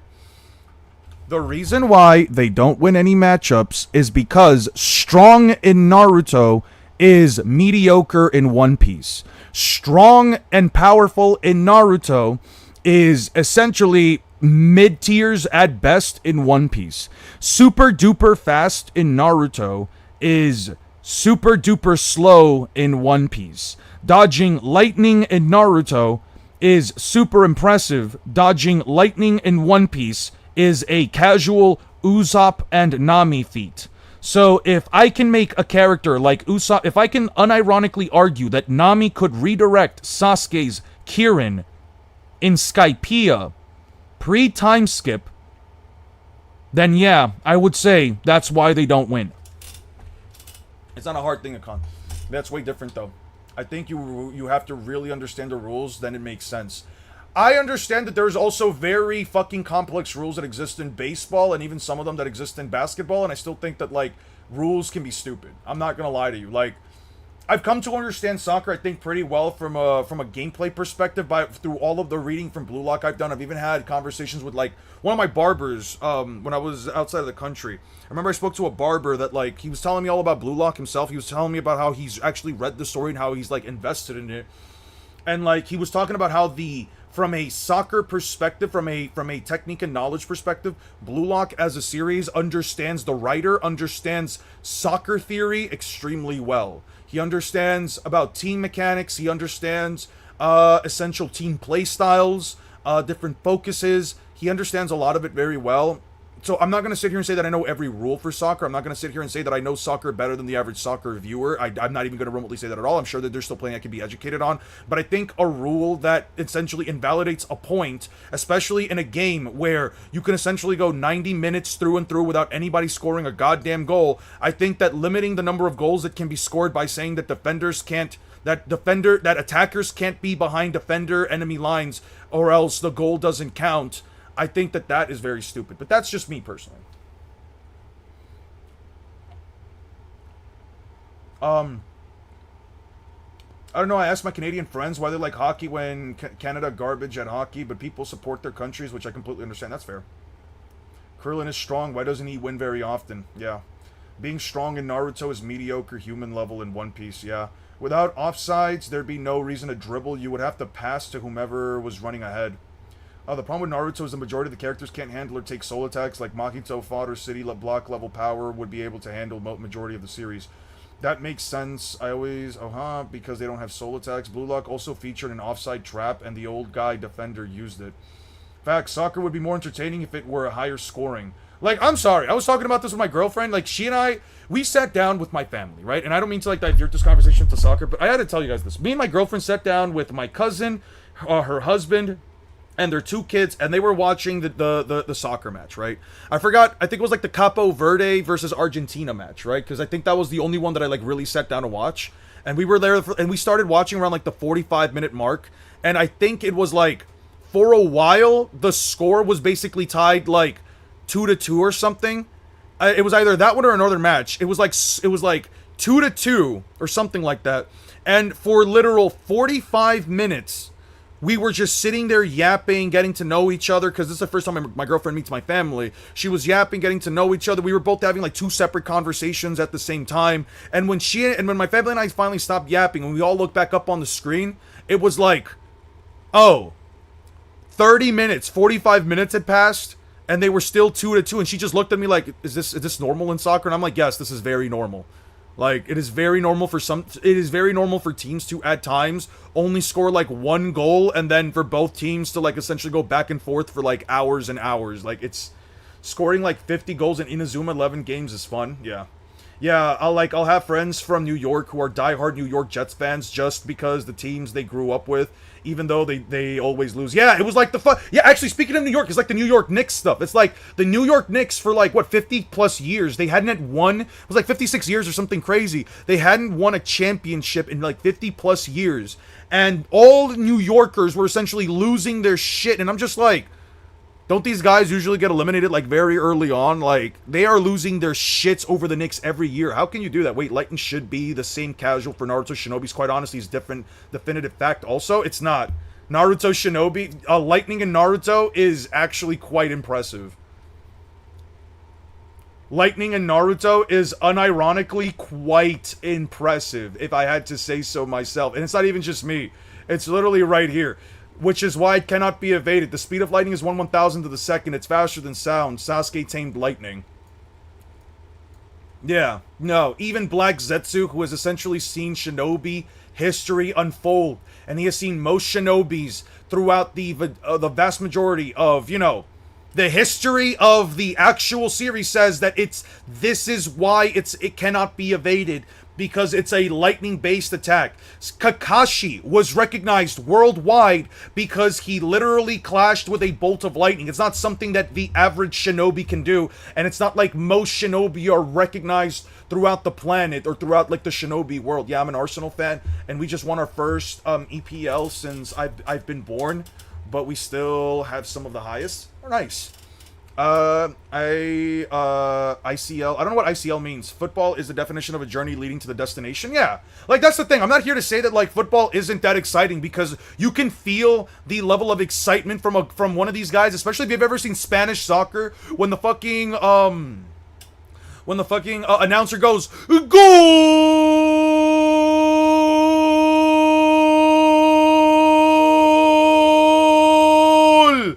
Es gol para Argentina!" Like, I can't lie. Ah, got you. Thank you. It's like when they do shit like that, like, you can feel the energy in the stadium. You can feel the energy from the people around you. I'm not gonna sit here and say that it's not even remotely true, or that it doesn't even remotely exist, but it's just like, for me, as a person that does not genuinely care about the sport, it's like, wow. Huh, that's definitely a thing. You said, no, the lightning bolt even Kid Kakashi chopped is looking down upon. A lot of Kakashi surpassed this image any adult in Shinobi would upscale. No, it doesn't. That's not how that works. Just because so you're telling me that because Kid Naruto helped solo the Shinobi Alliance, helped solo the War Arc, that all of a sudden all adults in Naruto 10 years later should all be stronger than KCM Naruto from the War Arc? What kind of fuck-ass logic is that? That's not how it works. Kid Kakashi was already cut lightning, yes. That wasn't Kid Kakashi. That was Kakashi at 16 years old, at 14 to 16 years old. You're gonna sit here and tell me that that we're gonna count Naruto right out of the end of Shippuden. We're gonna say that Naruto was Kid Naruto? What the fuck are we talking about? Besides, how old was Kakashi? This was clearly, like, how old was Kakashi when he cut a lightning bolt? How old was Kakashi when he cut lightning? There's not an objective age estimate, right? Databook says he cut lightning during his Anbu days. He could be anywhere from 13 to 20, so it probably wasn't a kid. Roughly around the ages of 13 to 20, yeah. You sit here and tell me that out of the 13, there's only 3, out of the 7-year time difference, there's only a 3-year time span where he would still be considered a kid, and 17 onward he would be considered an adult. So you sit here and tell me that, oh yeah. Yeah, oh yeah. Also, you want to bring up, like, oh, Kakashi naturally surpassing that as an adult, when in the time skip in the point in time between Kakashi, doing the rock climbing training after Zabuza, he says, this rock climbing exercise shouldn't be so strenuous. I have really let my body get weak. Is there enough time left? And then Kakashi has to open the first gate just in order to be able to perform this closer to superhuman level feat of increasing his strength over 5 times fold. Yeah, Kakashi's like 29 by the end of this end of series. He should be like 29 to 30. But he got way stronger though. So what do you mean he got way stronger? So we're just assuming that Kakashi just got massively stronger and faster. Okay, so how strong is Kakashi then? This is the argument that I always bring up. You people always bring up some fuck-ass logic that, sure, back in 2017, the logic would have been fine, but nowadays we ask for statements and feats. We ask for actual objective information if you're going to make the claim that he got stronger. So I ask you, how much stronger did Kakashi get? We don't talk about Kakashi's dad. We don't talk enough about Kakashi's dad. He was Hokage level easily. Sad to see him go out like that. Yeah. One of those characters that, like, is apparently a legendary-ass shinobi even greater than the Sannin, but just never knew what the fuck he could do or what his jutsu were. Yeah, that sucks. It's the new Armageddon set, too. I can't afford to lose anything. I was making a KY 40k figure that gold made me drop to the tiny pieces. Oh! My apologies, one man. My bad. Ooh, I'm so sorry. I am so sorry, dude. I did not mean to scare you like that. I hope you find everything.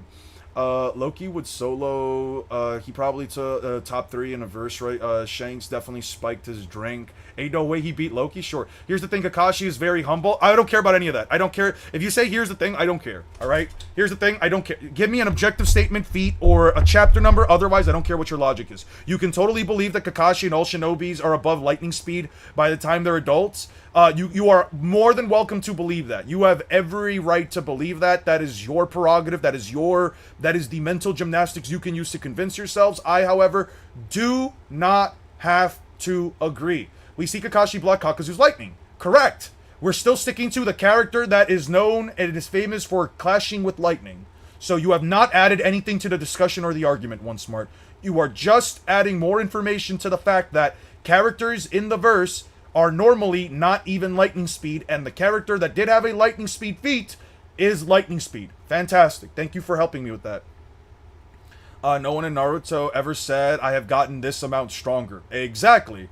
Ninjutsu lightning isn't real lightning. That is also true, but Kakashi did tag what at least seemed to be a lightning bolt.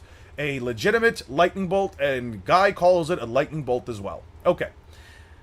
As Hachi calls out for Momu, the giant sea cow, he runs into Luffy and Sanji and Yosaku, who are nearby the island. Yosaku calls Momu a Grand Line monster and says that it's after their food, which immediately causes Luffy to punch him right in the face, knocking down this 36-meter tall monster. Like with Gamabunta, the only piece of evidence that even remotely gives us an actual sense of scale for how large the sea beast is a data book statement, a data book entry that says he is 36 meters tall and 16 tons heavy. So Luffy just knocked down a creature that is over twice the size of Gamabunta in a single punch. Cool. As Momu gets angry and decides to attack them, Sanji offers it one of his meals, but as soon as it approaches him to take a bite out of the food, Sanji kicks him away, stating that he tried to eat him along with the food, which I kind of disagree with. So now we have two characters with the capacity to knock back a creature twice as large as Gamabunta in the very same arc of the in the very first arc of the story. In the very first arc of the story. As it goes in for a third attack, time, Sanji kicks it straight in its throat, causing Momu to pass out while sinking backwards. By the way, I would say football to a non-watcher is exactly what One Piece to a hardcore Naruto fan. That's a funny-ass comparison. He was weakened and tired. He got blasted by like 2 techniques. What do you mean he was weakened and tired? What the fuck are we talking about?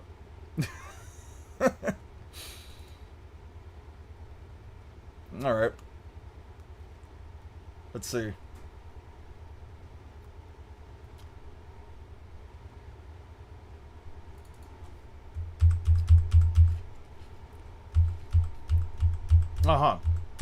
Alright, let's see.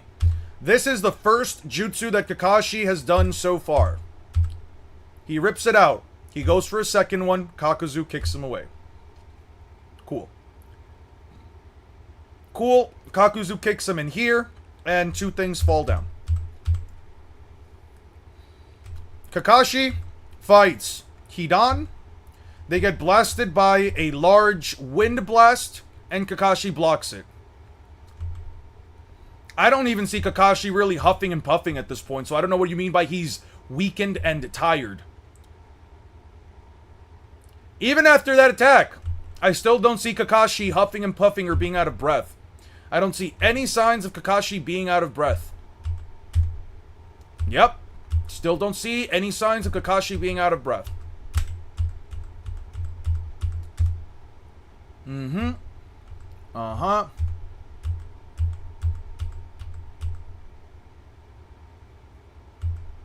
Cool. Slams him down. Uh-huh.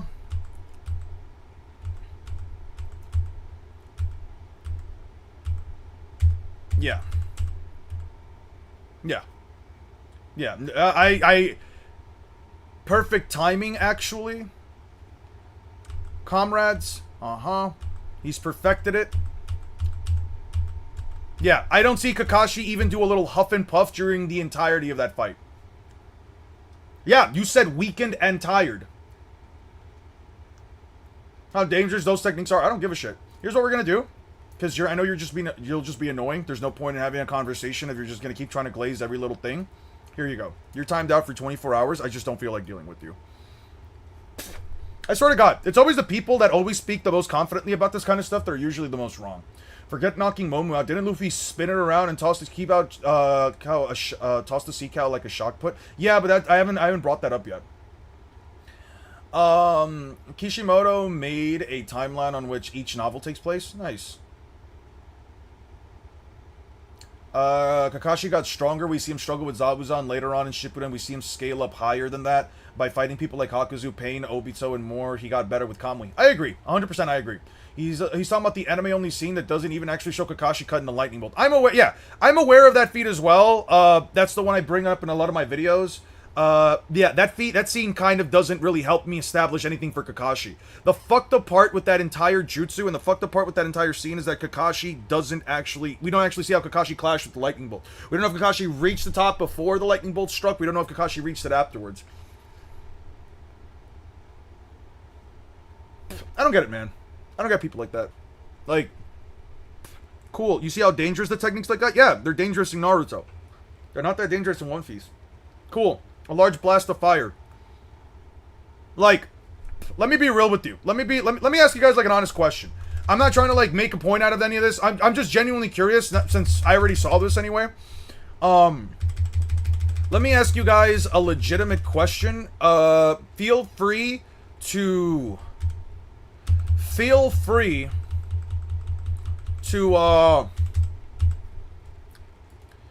answer this. Feel free to answer this however you'd like. Which explosion do you think is more impressive? Which explosion do you guys think is more impressive? Right? Who is winning, Zoro or Kakashi? Don't even ask the question like that, dude. Come on now. Let's not make a spite matchup. Let's not make a spite matchup against Kakashi. Alabasta.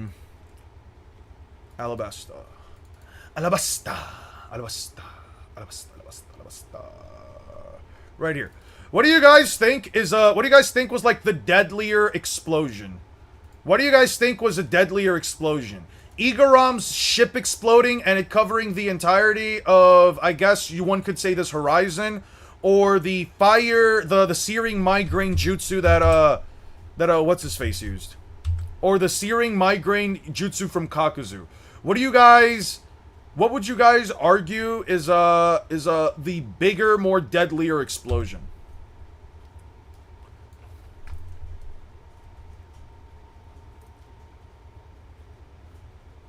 Kakashi aim cutted / aim dodged. That, I think aim cutted is a funny ass way of like saying that. Not trying to make fun of it. I'm just thinking like someone saying aim cutted just sounds so funny to me.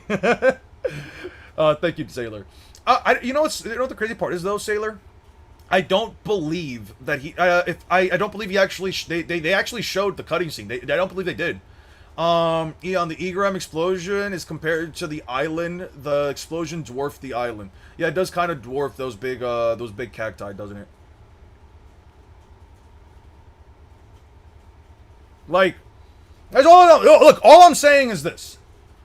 All I'm saying is this. I have nothing to go off of for an explosion like this, for a searing migraine jutsu, besides the fact that Naruto required a wind style / water style jutsu in order to blow it apart. You know what I mean? Slight tangent. What do you think of the live action? The One Piece live action? I think it's good. I think that the Wapple, the with nature release boost, the wind style leads me to give it to the left. That's fair. And you know, and so to clarify what one smart means, when two jutsu that have qualities, in terms of their change in chakra nature and their change in transformation and their change in chakra form, when they are combined, not only does it not only does have a change in chakra nature, it's explained within this arc, but not only does a change in chakra nature plus a change in chakra form exponentially increase the power of a jutsu, but using two changes in chakra nature that essentially help accentuate the features of one another, in this case wind style to fire style, it does create a much more powerful jutsu as a whole. So I could see why not One Smart says that. I could see why you say that, One Smart. I don't think there's a right answer in this. I'm just curious as to what everyone would come down to in terms of a conclusion. By the way, I think it's absolutely criminal that this motherfucker didn't shoot another searing migraine. I'm surprised he just didn't fucking do it. Or the fact that Naruto, by the way, just pointing this out real quick. Anybody else notice that Naruto never performs a wind style Rasengan again? Like, he just never does this shit, right? It's always Rasen Shuriken. It's always Rasen Shuriken or fucking Rasengan. It's never wind style Rasengan. I don't get it personally, but I think like Naruto could have had so many opportunities to do a little bit in between. But I guess if you're throwing, if you're using like the in between of a giant fucking a blast wave of energy that sends a person flying, or a giant ripping tornado mini nuke, I guess it's kind of redundant to have something in between. This quarterfinals is stacked as fuck. What's the quarterfinals looking like? I don't know who won the last couple of games. I know that I think Brazil went home, and I think that's like one of the biggest, or was it Portugal? Portugal went home. And Ronaldo, right? Ronaldo, the big soccer guy, the guy that everybody loves or whatever. The live action was fine. I just don't really like Wapple's design. There were portions where I could see inside of Wapple's big metal mouth. I could see like the black mask. There are like certain scenes that, depending on the lighting and if you focus well enough, you can see like Wapple's mouth inside of that big metal mouth. I didn't like it personally. Fuck.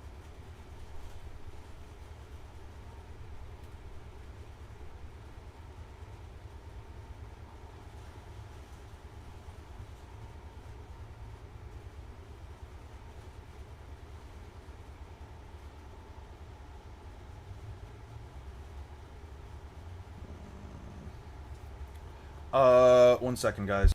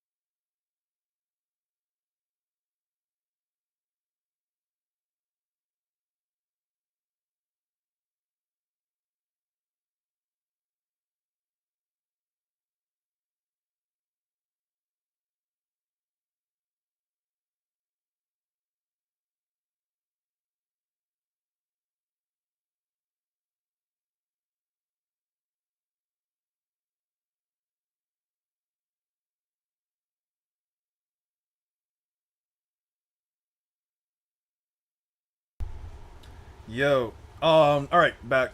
Wind-style Rasengan is just a stepping stone, treated like training wheels while the Rasen Shuriken was complete. The games give Jiraiya a fire-style Rasengan, which is pretty cool. I agree. I think that a fire-style Rasengan, especially for Jiraiya, was pretty interesting, and I feel like the games completely, like, threw apart this idea that, like, there is a potential to add a change in chakra nature to the Rasengan, but it's like they couldn't fully go with it. I think that it was absolutely fucking criminal, man. I think it was criminal, dude.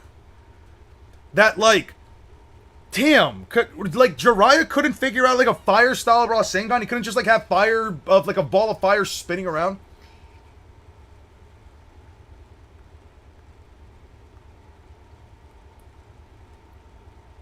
I'm not surprised that England made it. I've been learning more and more that like it really is the place where soccer was born, soccer's birthplace. Norway and England, Spain and Belgium, France and Morocco. Those are all pretty. Actually, that's all pretty good teams. I only know of 3 of them specifically because of Blue Lock, because they're 3 of the 5 major nations, 5 great major great European nations that play. When Rasengan, he has a stepping stone. I'm just glad Dory Brog weren't awful in the live action. I think they were pretty good. My girlfriend, Letty, she loves Broggy. She really loved the Broggy. She was so sad to see him go down. Do you think Naruto live action would flop? I think that a Naruto live action series would definitely be more grounded. I just have no idea how they would exactly do the Rasen not just the Rasen. Oh shit! Wait, time out. Whoa! One Man Comics, thank you so much for the $10. Holy shit, guys, can we get some W's? Most of my friends don't like 40k, but I wanted to celebrate getting the new Armageddon set. W stream. What element of Naruto power system would you personally explore if you wrote Naruto? That's a good question. Thank you so much, guys. Can we please give some W's for One Man Comics? Thank you so much for the dono, man. I really appreciate it. So let me answer this question first, and then I'll answer your question, One Man. So let me just put it like this, right? The Naruto as a series, in my personal opinion, is the most grounded of the big 3. I think that Naruto could work as a live action, though I don't know what actor, especially as a kid, could essentially play Naruto and play towards that annoying hyperactive knucklehead ninja, right? I don't know who exactly could meet Naruto to those regards. Now, if it's anything like the live action for One Piece, and here's the thing, I'm removing any concept of like One Piece versus Naruto from this. I would hope that the Naruto live action, if it ever did get its chance, I would hope that the Naruto live action has the opportunity and has the funding for it to reach such an extent in the same, or at least reach a level of notoriety, or at least of acceptance as the One Piece live action, to the point where people can say, this is a good alternative. If you as a viewer want to get into Naruto, but you've heard all the bad things about, like, let's say the flashbacks, right? I would say that in terms of a Naruto live action, the things that they would have to do are the following, right?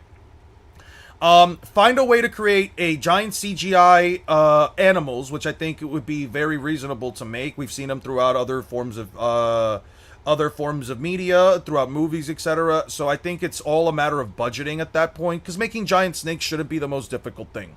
I think that there is enough within the first 100 chapters of Naruto up until the Chunin exams that you can stretch that out to at least 2 full seasons, maybe even 3, depending on how much they want to explore it. I think that Zabuza is a villain, though he is not a bad villain. I would say that they probably would have to add a bit more to, like, really accentuate, like, the portions of the story from, like, say, like, if it's an 8-episode series, because I don't know exactly how much you could expand it to the point where we can, like, keep the viewers entertained, and I don't know if it necessarily means something like the guys all going into the Forest of Death, or if it ending with them going into the Forest of Death, right? There are portions of Naruto that do take themselves to be a lot slower, which is why I feel like writing the first 8 episodes, or at least like the first season, would probably have to delve somewhat into the Chunin exams, partially because with Naruto, I mean, let's put it like this: One Piece got the first season with 100 chapters. What can Naruto really write with only 26 chapters for the Land of Waves arc, and then with an extra I don't know, 50 plus ish chapters leading us up until like the last end of the Chunin exams? I think that it's a lot to either be condensed into 8 episodes, or it's too much to be condensed into or it should probably be condensed into 2 seasons. Regardless, I think that Naruto as a whole does take up a pace that is quite slower than One Piece, at least as far as its first 100 chapters, which is why I find it kind of difficult to know how exactly they would go about it. But yeah, the giant animals shouldn't be difficult. I would say it's mostly just when we get to like the tailed beast stuff. Like, who is going to play Rock Lee? Who is going to play Gaara? How are we going to do host transformations? And how will we do that fight? But that's neither here nor there. Now, if we ever get to the point where, like, we start seeing tailed beast bombs, I think it becomes a bit difficult at that point. Just because, Drake, holy shit, thank you so much for the 13 months. Guys, we get some W's for Drake for the 13 months. Okay, now, England really has a stacked squad every World Cup. Circumstances always fucks them up. Yeah. Their little brother was holding the controller. The sun were in their eyes. They weren't ready yet. One of their players got diarrhea mysteriously just before. Their star player always gets diarrhea just before because they were eating beans. You know, it's just classic England shit, right? Classic UK shit. You know what I'm saying? Too much beans in the morning fucked them up. Now, to move on to one man's question, what part of the power system would I personally expand upon? Chakra. I would unironically expand a bit more on the Chakra Naruto. I would personally expand quite a bit more. As far as power systems go, I will say this. A lot of people usually seem to say that, like, okay, well, Naruto fans always overestimate what Chakra can do. There are 2 points in the chakra system that I would like to personally expand upon, and it's A, the origins of chakra as far as humans go. I don't want to just leave it. I don't like this idea that it's like in this weird spot of, was it Hagoromo that gave people chakra, or did he teach them how to utilize chakra, right? Was it Hagoromo who gave them chakra? Did he simply teach people to utilize the chakra, and is it chakra always existed because of the Otsutsuki statement, or was it something that people couldn't use beforehand, right? Like, what the fuck is going on there, right? I would expand on that personally if I had to go into the chakra power system as far as the series goes, right? I would expand upon that so that we as viewers can get a better idea of where it truly comes from. And yes, I would say that they always had chakra within them. It was but the Otsutsuki were a race of beings that could automatically use chakra without the need for hand signs. They could mold and utilize their chakra by using chakra seeds as a way to bypass the need of using hand signs, and they had already implemented, and they had already discovered such a capacity and a way to bypass this weakness thousands of years ago. So that's one thing. The second thing that I would talk about is the utilization of negative chakra. Negative chakra, I want to bring it up as a point because there is a concept that was brought up, Tailed Beast Bomb. Tailed Beast Ball. There is a concept that was brought up with the Tailed Beast Bombs that I was always fucking upset about when it came to the utilization of chakra and the explanation for these things. And it's the Tailed Beast Bombs, which have an 8-to-2 ratio of positive black chakra and negative white chakra, which I have no idea what the fuck any of that means. As far as power system goes, I think that there's not much that you can really do to add more to Naruto, right? Like, there are essentially let me just bring it up, Chakra Nature's Naruto.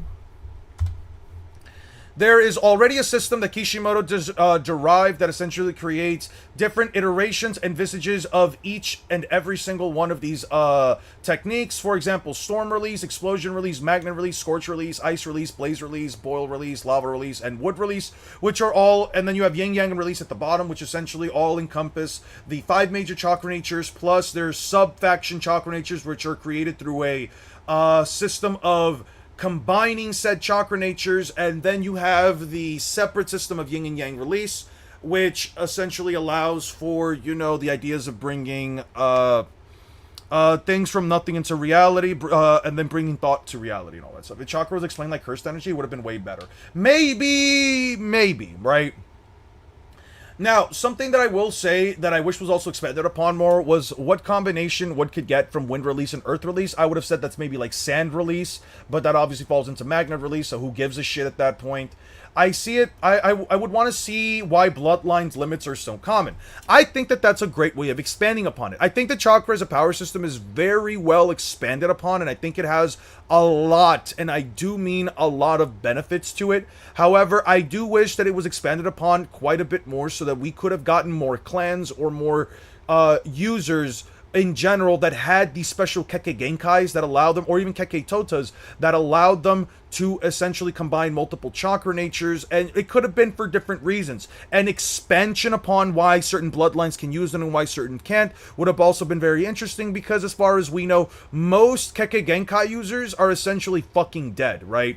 Explosion release is essentially, all of it, the explosion release users are dead. Only storm release users are alive. Most wood release users are dead besides Moegi. Whatever the fuck Moegi can use. Earth release, why the fuck she can use it, I don't fucking know. I think that's such a stupid thing to give such a blah, irrelevant character wood release. The strongest release of all, but whatever. I think that that's weird.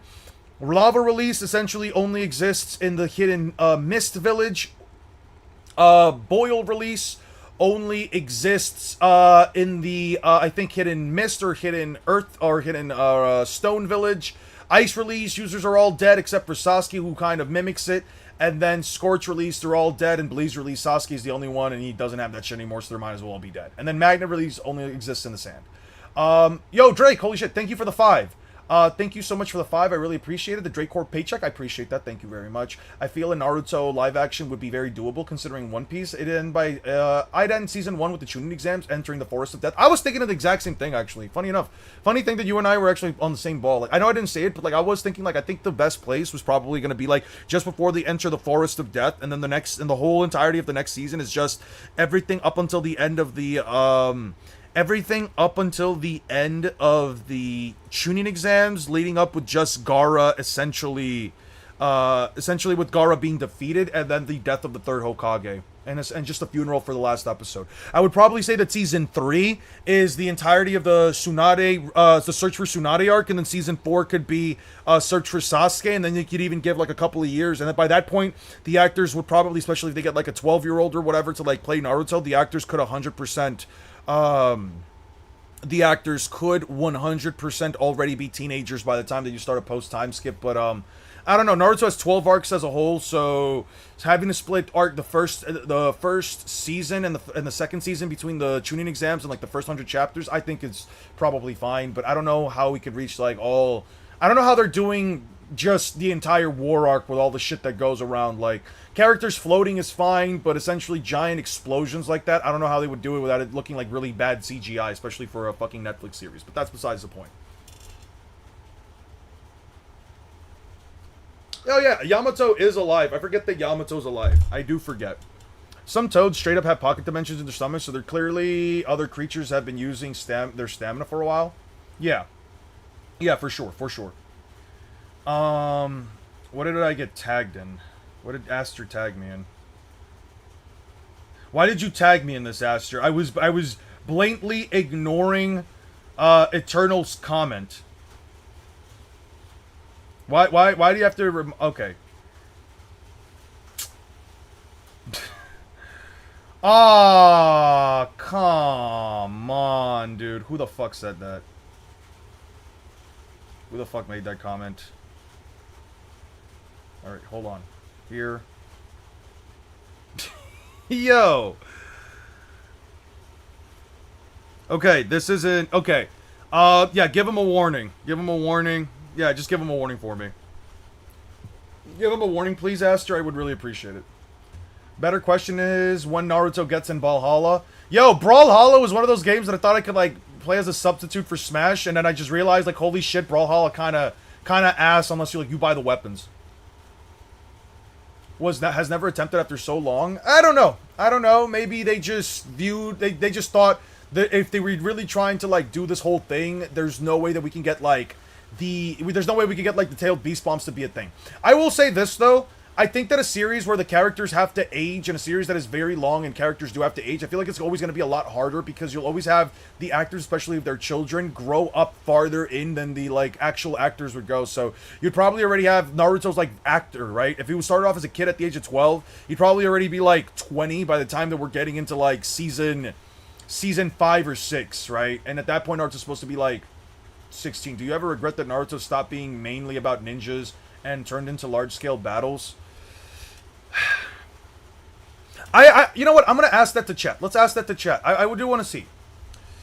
Do you guys miss the early Naruto battle writing where attacks, where a single attack, a single small scale attack could decide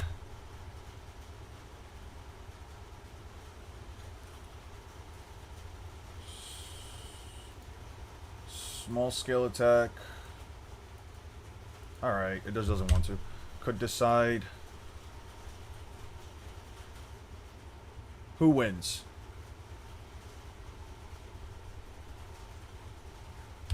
Win. Could decide. Okay. Do you miss sides winner?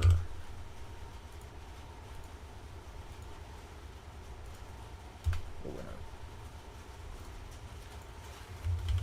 Yes. I miss high IQ fights. No. Big boom fun. Don't care. Ah, shit. Yo, guys, give me a second. I don't care. I don't care. Okay. Give me 1 second, because I have to bring in some of the clothes where Mom was trying to hang outside. 1 second. Give me one memento, please.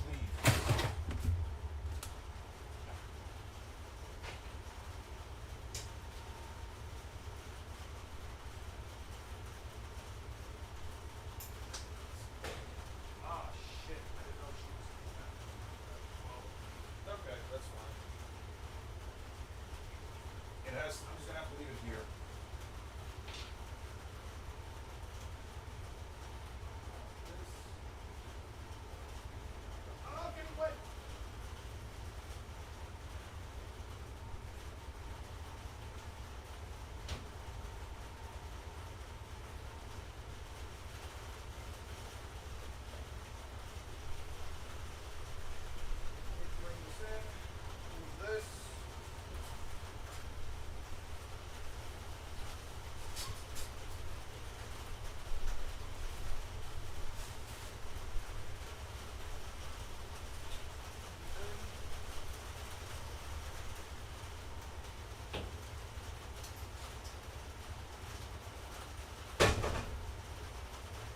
Sorry about the wait, guys.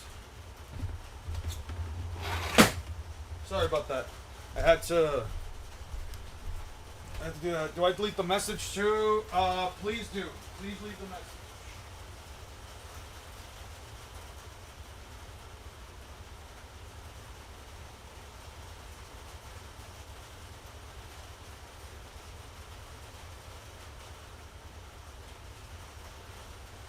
Quick question, chat. Do you guys fuck with dried fruit?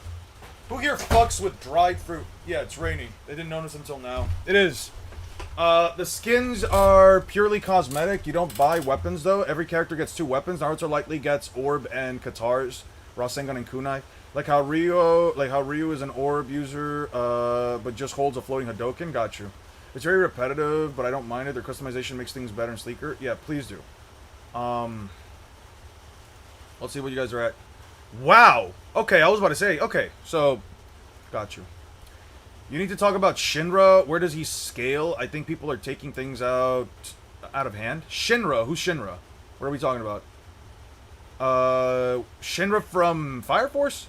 I think Boruto should have started that way, the way that Naruto did, instead of having such crazy abilities so early on. I remember someone arguing Zabuza had city level durability. Guess Naruto throwing a kunai had city level AP. Then they excused the piercing and slashing. And, oh, Kusakabe from Fire Force. Right. So wait, why are we talking about Shinra from Fire Force? Do you ever regret that? Oh yeah, okay, we already asked that. Oh, this is on this end. Okay. Where am I? I need to wipe down my glasses. They did get wet. Okay. Naruto went from grounded fights to Dragon Ball Z / Kaiju battles.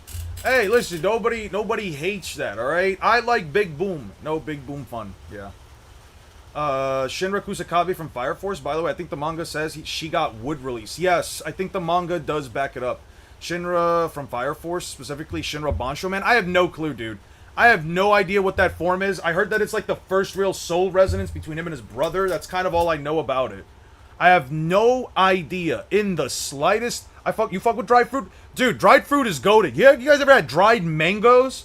Dried mangoes, I could fuck up every day, bro.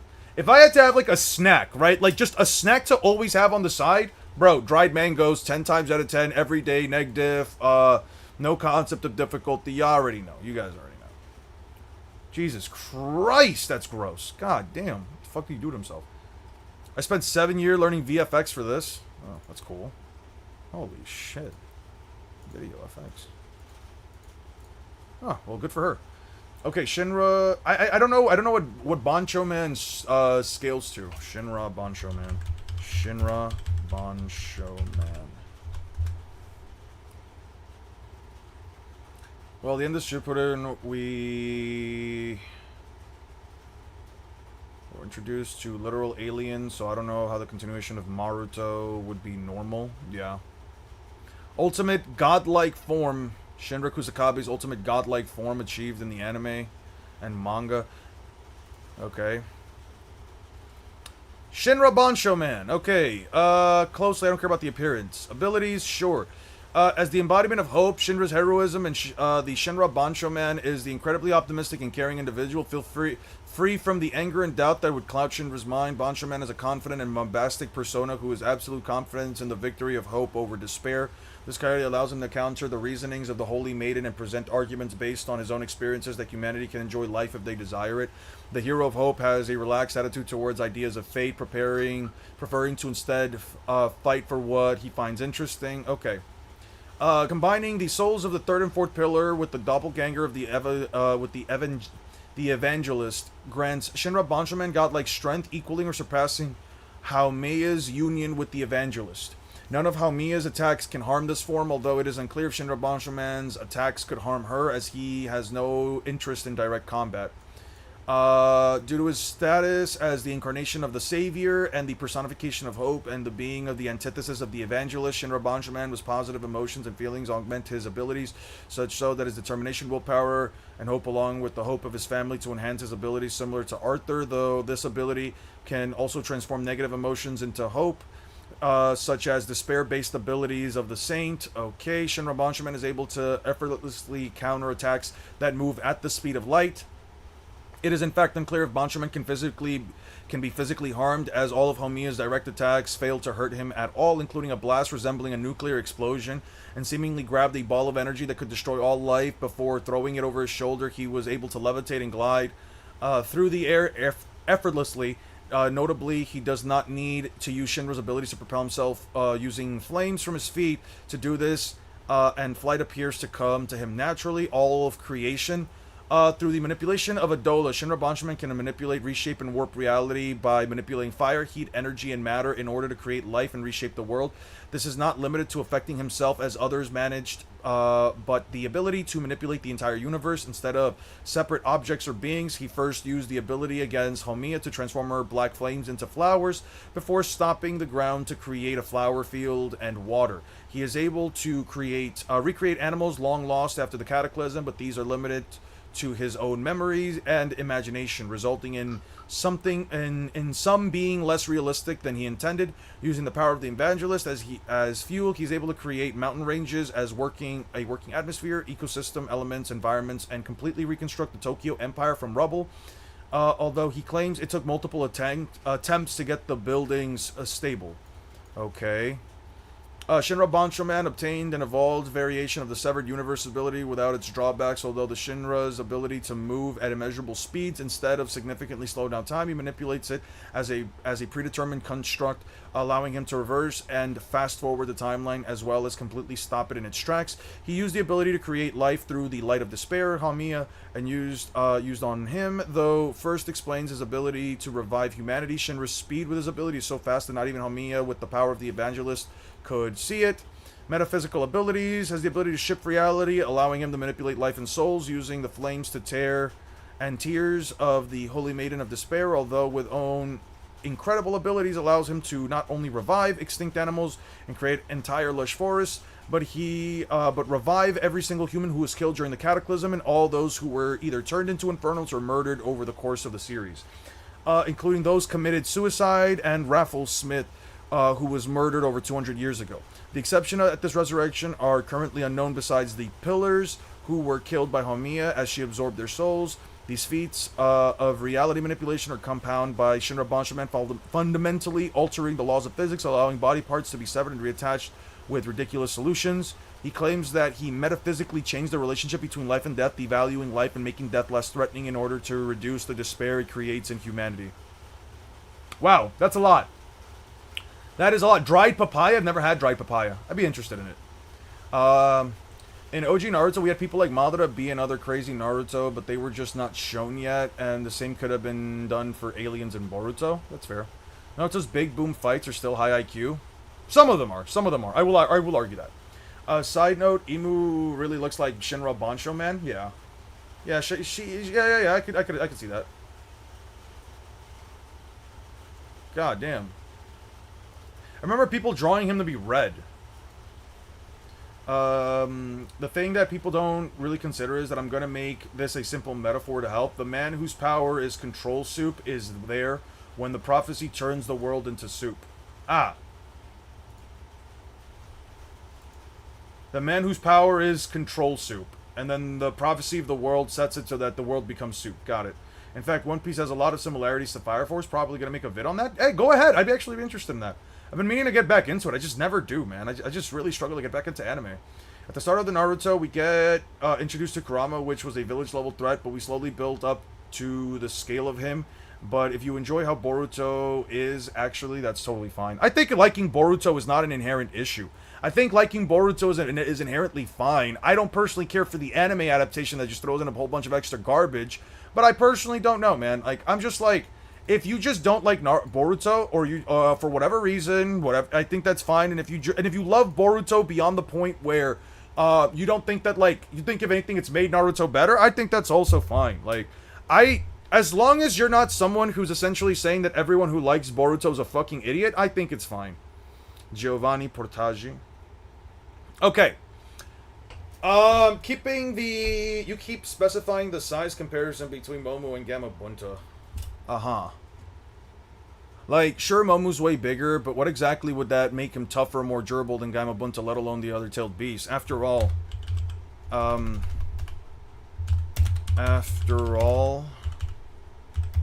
size isn't everything in these series, right? I love the Boruto anime. See, like, that's what I mean, right? Like, if you can find a reason to love something, I think it's completely fine. I think my only problem with the mentality that everyone can like anything and nothing is as bad as we all truly paint it out to be, besides a couple of, like, really terrible fucking things. As far as, like, media goes, right? As far as, like, media goes.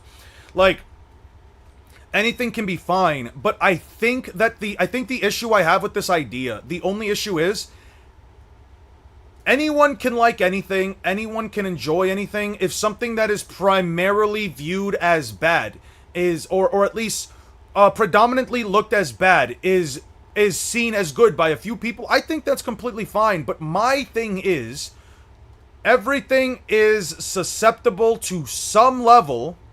Everything is susceptible to some level of criticism. It's okay to love something. It's okay to like it. It's okay to find an issue. Can we add sizes and everything to the Naruto bingo sheet? I would have to make a new one for that. I would have to unironically make a new one for that. Would absolutely dice up the sea cow? I disagree with that wholeheartedly, and there's basically no piece of evidence that you could show me that it would be the case. Boruto anime is my shit. Love they actually explored the Naruto world instead of Konoha. Konoha is my shit love. My only thing is, like, if something does have its flaws, you should still be okay with people calling it out. That's kind of it, right? I don't really care if people like stuff or people hate stuff, as long as we're able to call out the good and the bad within it. Like, yeah, like if you, can you power scale Elden Ring if you played it before? Yeah, I have played it before. I technically have another playthrough that I started doing with Chad a while back that I never went back to. The impact had nowhere to go.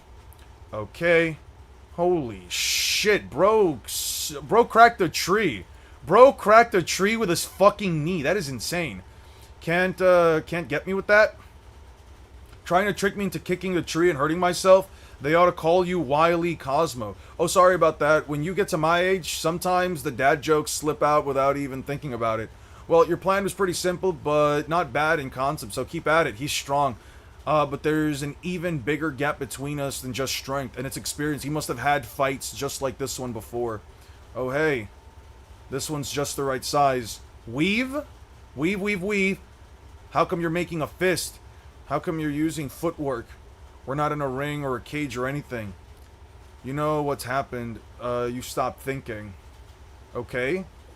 Oh, shit. A palm strike straight to the fucking jaw. You just don't have the determination, kiddo. A tackle charge. A tackle shoulder charge. I know your game, and I'm not grappling with you. Oh, yeah, that's right. I guess I might as well use this. Oh, come on. That's gotta be illegal. If it were illegal, they'd give me some kind of warning, wouldn't they? The fact that they haven't means it's perfectly legal. Do kids these days still buy wooden swords on their class trip? We may not be as good as kendo artists, but aikido artists still know how to use swords. So this is as good a time to put any of those skills to use. If you're gonna use that, you can't say you were just joking later. You get that, don't you? Of course. Let's get this on, Imai. Sigh. Fuck this. What the hell'd you do that? Boom! Stay on your toes, old timer. A hip sweep chained into a scarf hold? Cosmo brought him down to the ground.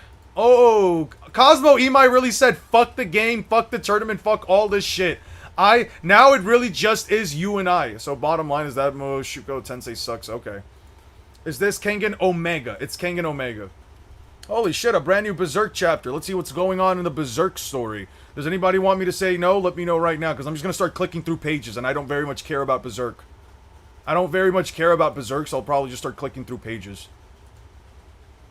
We still keeping So You Weren't Into Me? Yeah, we're still keeping up with So You Weren't Into Me.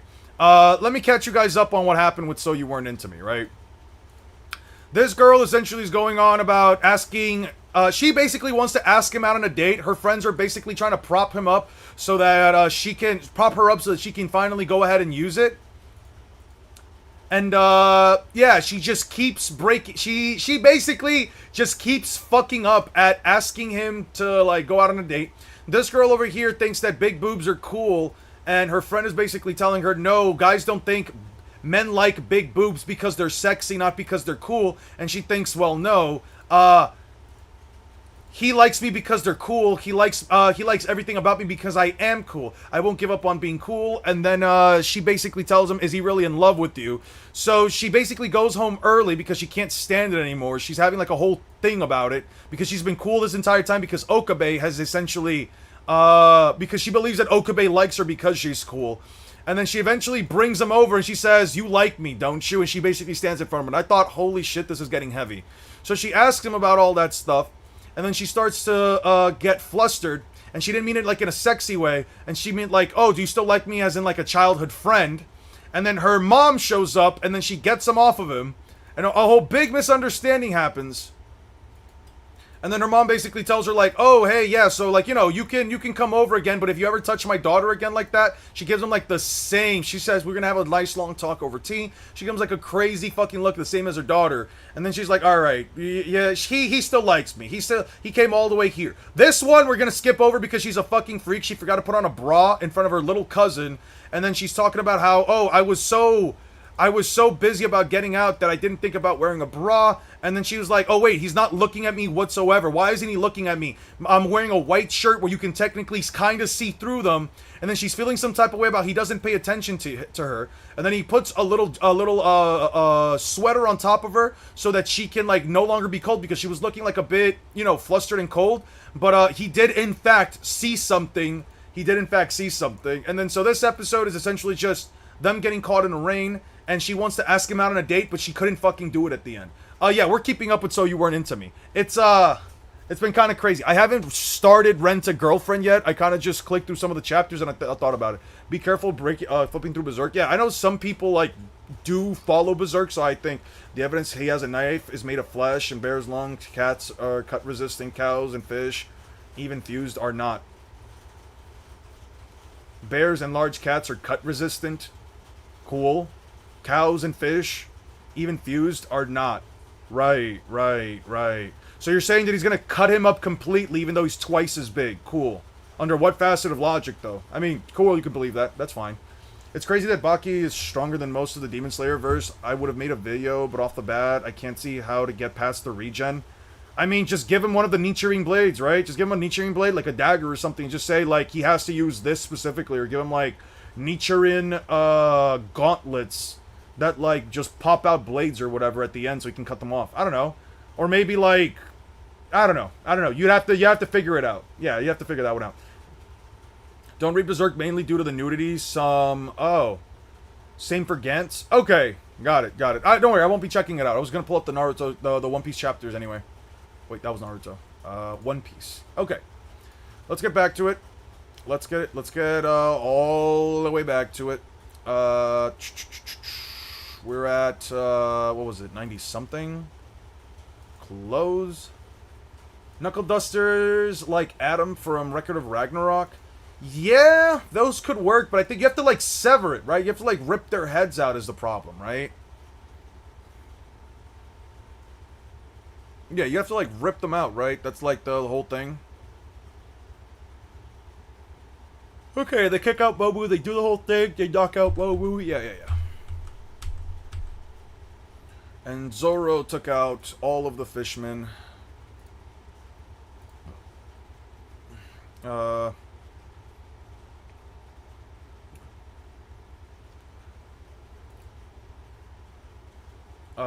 Got here late. How far did Naruto get? You guys actually want Eon blades were made so short they can chop down the tall. Guns were made to cut resistant ones. Cool. Still doesn't tell me why he would absolutely dice up Momo. Still doesn't explain to me why. I mean, I don't really care about, like, why blades were created. I'm asking, why would Gamabunta with his sword beat Momo? Because I'm being dead ass. Like, the only thing you really have off of Gamabunta is him stabbing the dogs, and that's kind of it. But dogs were also, I mean, it was just a regenning dog. Like, that was it. And I think in one case, he had to slam down on it. Anyway.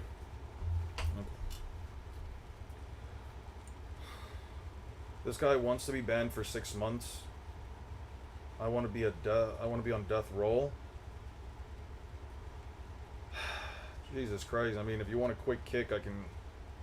If they want a quick kick, I can always oblige. I mean, if the person wants to get kicked, I can always oblige. If a person wants to get kicked from the chat, I can... Discord server, I can always oblige.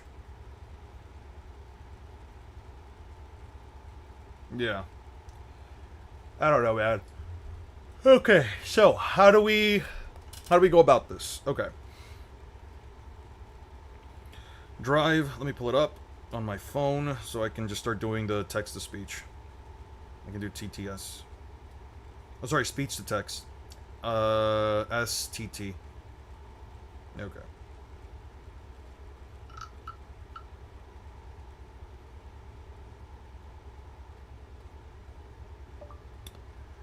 You get 3 warnings after the 3rd warning. The 2nd warning gets you an hour timeout. The 3rd warning gets you a 24-hour timeout. Any rule broken after that will lead to a 6-month bare minimum kick from the server.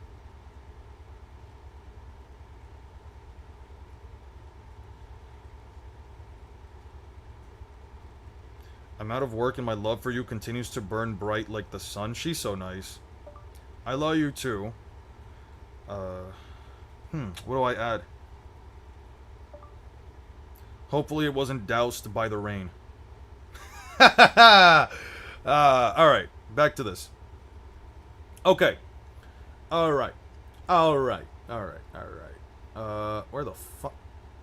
Japanese translation. Oh, that was Trafalgar Law. God damn it. Naruto. Who is he talking to? I don't fucking know, dude. Okay, all the way down here.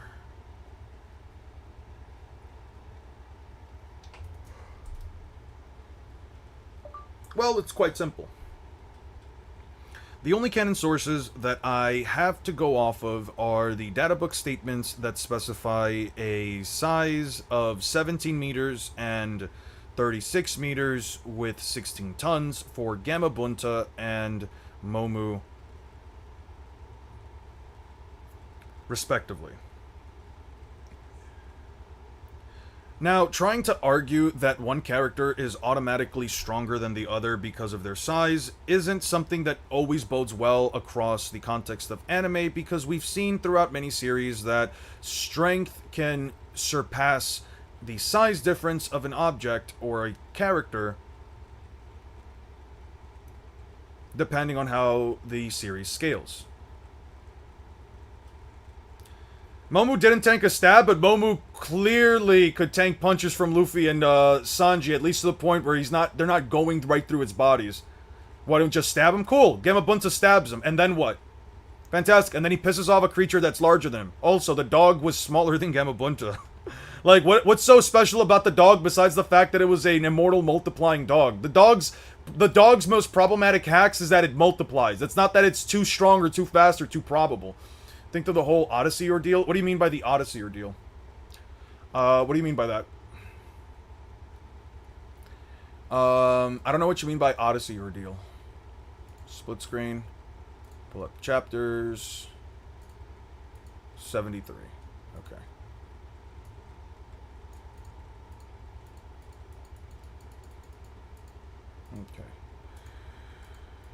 Okay. Nami stabs Usopp. Now, series...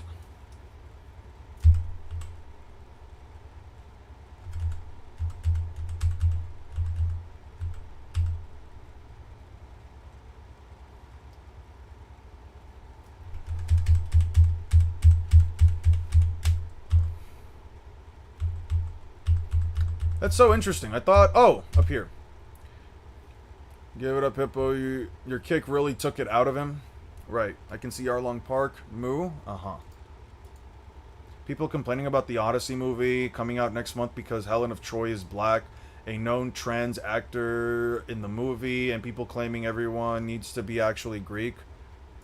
Aren't some Greek people black? Like, what's the issue? I don't get it. What's the issue? Is it the fact that they're trans, or do we just have an issue with trans people just having roles in movies? The fuck, dude? Okay, so... Odyssey movie, sure. Oh, Elliot Page. Elliot Page is in this. Cool. So who's playing who? Play movie, cast, and characters. All right. So who's who? Who's the Odyssey? Which of these guys is the Odyssey? Ah, so Matt Damon is Odysseus. Tom Holland is Telemachus, and wow, these are actually, like, these are some crazy, wow, these are some actual, like, A-list actors, holy shit. Penelope, Robert Pattinson is Antinous, Lupita Nyong'o, I'm hoping I'm pronouncing that, is Helen of Troy, is black, a known trans actor is in the movie. Ah, okay, so it wasn't a black trans actor, it was an actor who is trans and a black woman who is Helen of Troy. Yeah, what's the fucking issue with this? It isn't immortal, it just multiplies every time. How many dogs does get blunt force punched through One Piece? Does anyone get blunt force punched through One Piece? Quite a lot! Quite a lot. People get blunt force punched through One Piece quite a bit, One Smart. Quite a bit, actually. Helen of Troy should not have been Lupita. It really doesn't make sense. Who's Helen of Troy? You really think so? Well, maybe she'll have a really good role. Maybe she'll have a really good role in the whole movie. I don't know. Maybe her whole scene. I remember. Wait, so isn't she from the fucking Black Panther? What movies is she from? Oh, she is from Black Panther. She's also from Us. I've never seen any of these other movies, so none of these other movies make any sense to me. But I remember liking her Black Panther. John Bernthal, Menelaus. Cool. I like John Bernthal. I've never seen him as a Punisher. I think I've only really seen him in The Bear. Himesh Patel. I don't recognize this actor. Yeah, I've never seen any of these. Zendaya, yeah. Sinon, Elliot Page. Logan Marshall Green, I don't know who the fuck that is. John Leguizamo, okay. Eumaeus? I've seen this guy. I fuck with this guy. Moulin Rouge, cool. James Remar, Benny Safdie, Ryan Hurst, Mentor, Josh Stewart, Samantha Morton, Mia Goth. Who the fuck is Mia Goth? She kind of looks like a chick that I saw in this Spanish telenovela, as the white man says, as the gringo says. Charlize Theron, Calypso. Who the fuck is this? Mad Max, never seen it. Monster, never seen it. Tully, never seen it. Snow White, never seen it. And The Huntsman. I've never seen any of those movies. Apex, Old Guard, Last Call, Murder Mystery 2. I think I've seen this movie. Murder Mystery 2. I have not seen this movie. No, I have not. I've seen the first one, not the second one. Long Shot, Private War. Long Shot. Yes! I've seen this one. This one was fucking crazy. Yeah, she's great. She's a very good actor, though controversial, but it's still a Hollywood appropriation. It's like making Annabeth from fucking Percy Jackson Black. I think that whole conversation, really, I don't know what it is, just racism or outright outrage culture. The Odyssey is a mid-story. There is an issue, dog. Didn't Ace literally die from getting punched through? Yeah, he did. I don't have any fucks to give about the Odyssey movie, but apparently the Greeks are livid over it. I will say this. Let me actually ask you guys a question. I don't mean to get too political on this. But I do want to ask. Should actors of a specific demographic be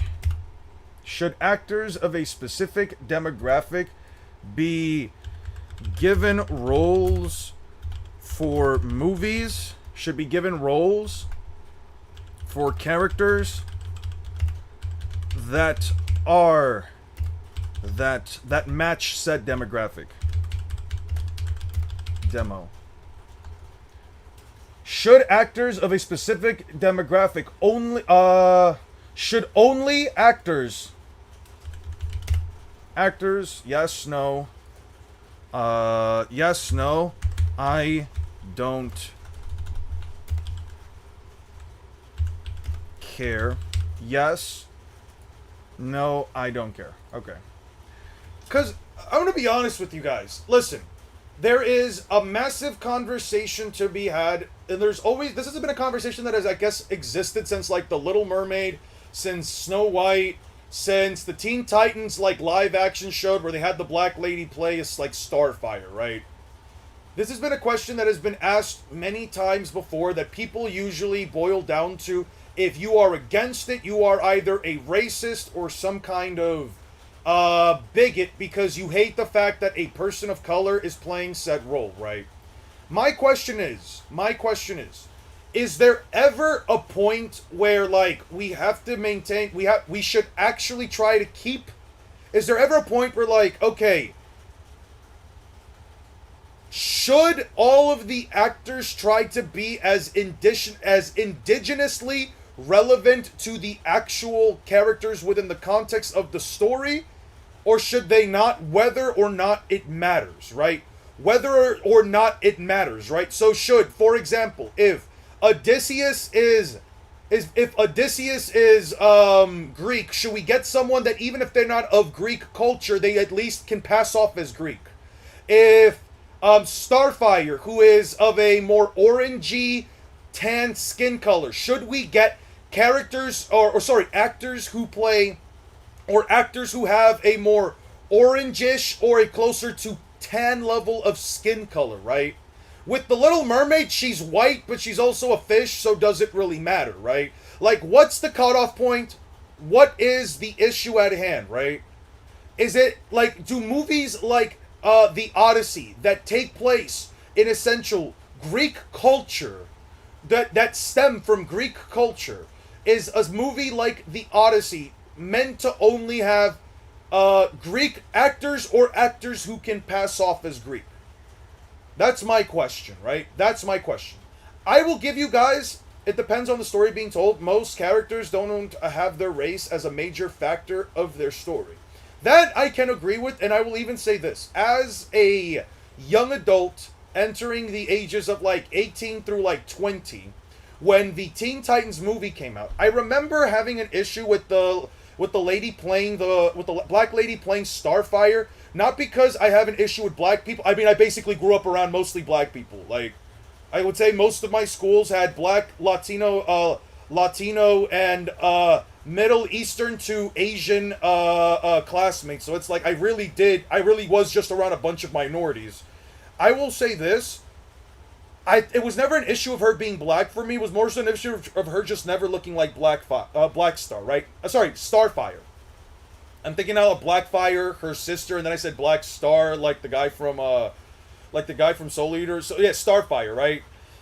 I never had an issue with her being black. More so, I had an issue with she just didn't look like Starfire to me, right? So I guess I'm coming from the perspective of like, do I care that like the actors are not Greek? Not necessarily. I care about how well the characters are portrayed by these actors. But I guess the other question is, if it is a movie that is being born from Greek culture, should I have an issue with it? Should the Greek have an issue with it, right? Like, is it that big of a deal? And then the second question should be, was the fact that any of these characters or all of these locations technically took in part, like, I don't know about the fucking Odyssey, but I'm assuming in Greece. Would I say that, like, is it one of those cases where, like, the characters actually at least embody, the actors at least embody or look like the characters? You know what I mean? It's like with Luffy, right? I don't care if Iñaki Godoy is Brazilian, like how Oda intended Luffy to be, right? When they were asked what are each of the Straw Hats like, which are each of the Straw Hats nationalities, right? In terms of real world. I don't give a shit that Iñaki Godoy isn't fucking Greek. Sorry, not Brazilian. He's fucking Mexican. I don't fucking give a shit. He portrays Luffy very well. I don't know if Emily Rudd is fucking Swiss. What is it? She's Swiss? She's she's Swiss, right? I don't care if she's Swiss. I just care, is she a good actress, right? Can she portray Nami well, right? McKenyu, I don't know if the guy is fucking Japanese for real. I think he is, but I don't give a shit if they picked an Asian. I don't care what kind of Asian they picked. I don't care if they picked Filipino. Because, you know, Zoro is a bit more dark skinned in the earlier series of the animation, at least. I don't care if they picked a Filipino. I don't care if they picked some guy from Thailand, Taiwanese. I don't care if it's Chinese. I don't care if it's Korean, North or South. Like, can McKenyu embody Zoro? And the same with Taz Skylar. Sanji is meant to be French, but then they gave him an English/Spanish man, right? Again, I don't personally care. I just care how well can you embody these characters. I think that's the problem that like a lot of people have, but there's a big discussion to be had about whether or not you will be considered as a racist because, well, you think, for example, if you think that Lolita, what's her name again? Lolita, right? Lolita? I forgot what her name is. Lupita, right? The Odyssey. Like, I don't think it's like an issue that, like, okay, would I say that a person who says, well, I don't know, Helen of Troy was predominantly like a white, was at least, I don't know who Helen of Troy is, right? Let's just look at Helen of Troy. Let me just research right now. Let me just educate myself. Helen of Troy, right? I just want to see Helen of Troy. I just want to learn about her. A central figure in Greek mythology, framed as the most beautiful woman in the ancient world, right? Now, am I going to sit here and say that Lupita is not a beautiful woman? I think she's pretty. Like, let me be real with you. I've said this a lot of times. I've even said this to my girlfriend. I think black women can 100% pull off a low cut or a close to bald look. Even a bald look, I think black women can pull it off. I think she's honestly very pretty. I really do mean it. So when I'm being told, okay, she's going to be Helen of Troy, it's like, well, okay, sure. What Helen of Troy? You Wow. Wow. Okay, I don't know if somebody's trying to make like some kind of a point here, or if this is like what she's actually supposed to look like in the movie. I would probably say, okay, that doesn't look to me like the most beautiful woman in the world, right? And I'm talking about the white lady. I'm kidding. Like, okay, this is not a very flattering image for Lupita, right? This seems to me something like would be more consistent, right? Okay, this I could see, they do their hair nice and everything. Okay, I think this was just somebody trying to do some fucked up shit, all right? Let's ignore that one. I think she could honestly pull it off, all things considered. But, again, I don't know much about the Odyssey. I don't know much about any of this stuff. Was Helena Troy usually described how was she described to be in the actual Odyssey, right? How was she portrayed, right, within the context of the Odyssey? I don't know if I would personally have an issue. I think if they can make Lupita look fantastic within the context of the movie, I think it'll be fine. But it's like, it's not about her being pretty, to be honest. I mean, it kind of is that she's supposed to be the central figure in the world's most beautiful woman. I think it would actually have to be somewhat pretty, right? Like, if you're gonna tell me that somebody is, I don't care about the Odyssey per se, but we'll be checking out the Epic, the movie, based on the Epic, the musical. Nice, okay. Immortal Starfire is not from this world. They're going to find an alien. Yeah. The movie isn't even out yet. Beautiful, literally, that is. She's a plot device in the context of the myth. Okay, so she's just a plot device in the context. So then why the fuck do people care? If she's supposed to be just a plot device, then who gives a shit who fucking plays her? At the end of the day, she's gonna be a plot device, right? Depends. Okay, let me read through what you guys wrote. How are you going to find half a dozen or more ethnic Greek actors of notable skill? That's another question. That's another good question. Just like how Snow White Girl wanted to make it modernized, just to the drawing, to the story, dog. I think it's only if that identity is integral to the character's story, like Black Panther or Steven Rogers. Yeah, like Steve Rogers. Yeah. I see what you call it. I mean, I don't personally care about the race swap matters, unless it's integrated into said character, like Black Panther or Apache Chief or Shang-Chi. It doesn't matter unless it's a big part of the character. That's fair. That's all fair. I think any kind of criticism based on who they chose as the actor, not on the actor themselves, but who they chose as the actor, is based on whether or not, yes, if the character's race is integral to their character, right? If they're just a character that, like, it's like Naruto, right? Naruto's race doesn't exactly matter to who he is as a character, right? Like, him being an Uzumaki is more, him being like an Uzumaki or a Namikaze is more integral to, like, let's say his lineage, but not so much like the race itself, right? I feel like there's if the movie is more based on real life and wants to be accurate to something, then yeah, cast correctly. But if it's just drawing inspiration, then do whatever. Okay, that's also fair. I think that's a fair way to come at it too. I feel like if it's the movie based on history or a book, they need to match whatever it is. Otherwise, it's a disingenuous / disrespectful to the history of that culture / story. Okay. If, to be honest, it depends. Usually an actor matching the character is preferred, but can be overlooked if the actor is especially good in the role. And that's the thing. It's like if Lupita plays like a fantastic role, or if, not just her, but like, let's say Elliot Page, right? Like if Elliot Page is capable of playing like a fantastic role within the context of that movie, I think it's fine. I don't think it'll be that big of a fucking deal. They were in Inception. They were in X-Men Days of Future Past. Really? I don't remember that. Oh, that's right. My bad. Yeah. Let me, okay. Depends on the story being told. Most characters don't have their race as a major factor. I agree. For me, the Odyssey preview I saw during the Avatar 3 got me interested. It's just really good cinematography. Also, it is all myth. I feel there is a degree of interpretation. Always has been. I mean, there has to be, right? By the way, guys, can we get some W's for One Man, please? I mean, Annabeth and Percy Jackson were literally described to be white. Not just that, like her character was based around her features. Okay. They don't really have to be Greek, but going out of your way to make it unconvincing doesn't make sense. Yeah, Annabeth shouldn't have been black due to her being closer to Athena, her mother, in looks. Got you. I think that the live-action actors should just look closer to one of the characters' canon interpretations in tandem with playing the character close to their canon as those of their aspects in their film. Yeah.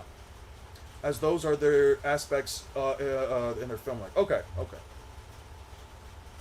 But you can see there are good enough similarities. I think there are good enough. Like, listen, you can make anybody look beautiful if you spend enough time. And I think that, like, an image that they use right here is just a person being a blatant outright racist. That I think that this is a massive fucking disservice to, like, the movie, or at least to the actress, by painting these exact panels to the characters, especially when this is probably not even from the actual movie itself. I think that's bullshit, and that I don't very much care for.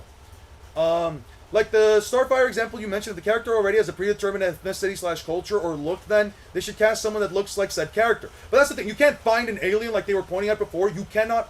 It's not about her being pretty. It's not about her being. It's not about her being being an alien. You can't find an alien. I would say if you want to find somebody that at least looks relatively close to Starfire, probably somebody Filipino, Latino, or somebody of like a more tan skin color. You know what I mean? I say it depends on the story characters. Some stories and characters, it doesn't matter. But if it's the Odyssey, that is a specific period of a specific group of people, it's problematic. Honestly, it wouldn't make sense if they were white. I don't even care if they were white. Yeah. It's just that they say that they're going out of their way to make the Hollywood changes. Yeah, it just feels like a very Hollywoodified movie. No, but Starfire's portrayed as a tannish skin in the animated TV show. So if she shows up black, it doesn't match her character. I mean, let me just look her up. Starfire, right? Like, Starfire's orange, bro. Like, Starfire's not even, like, tan. Like, she's orange, right? But, yeah, the closest thing we can find to, like, let's say something like this, I would even say my skin color is probably closer to this than, like, the actress that they chose, right? And even if they chose a white woman to play Starfire, I mean, I would say my skin tone is probably closer to this, if not probably a bit more pale than this, right? But even then, I wouldn't say that somebody of my skin. I would say somebody probably, like, again, within that, like, more, like, golden brown, tan color. Or even this. Get an actress. Get an actress who looks really good with red hair, and then just have her go through a fucking tan, bro. Like, don't they do, like, contest tans? Isn't there such a thing as, like, a contest, like, bronze tan? Yeah, like this. Like, you could just give them something like this as well, right? Like, it's a spray-on tan or something like this so that, like, they look at least slightly, maybe not this dark, but, like, something like this, I think, would be fine. Something like this, I think, would be fine. And, I mean, these honestly aren't too bad. But, yeah, I would say, like, some kind of, like, contest tans like this would probably even work well. Like, it doesn't matter. Again, I don't really care about, like, the actual ethnicity of the actress that would play Starfire. I'm just saying, at least get her to look at least someone like Starfire.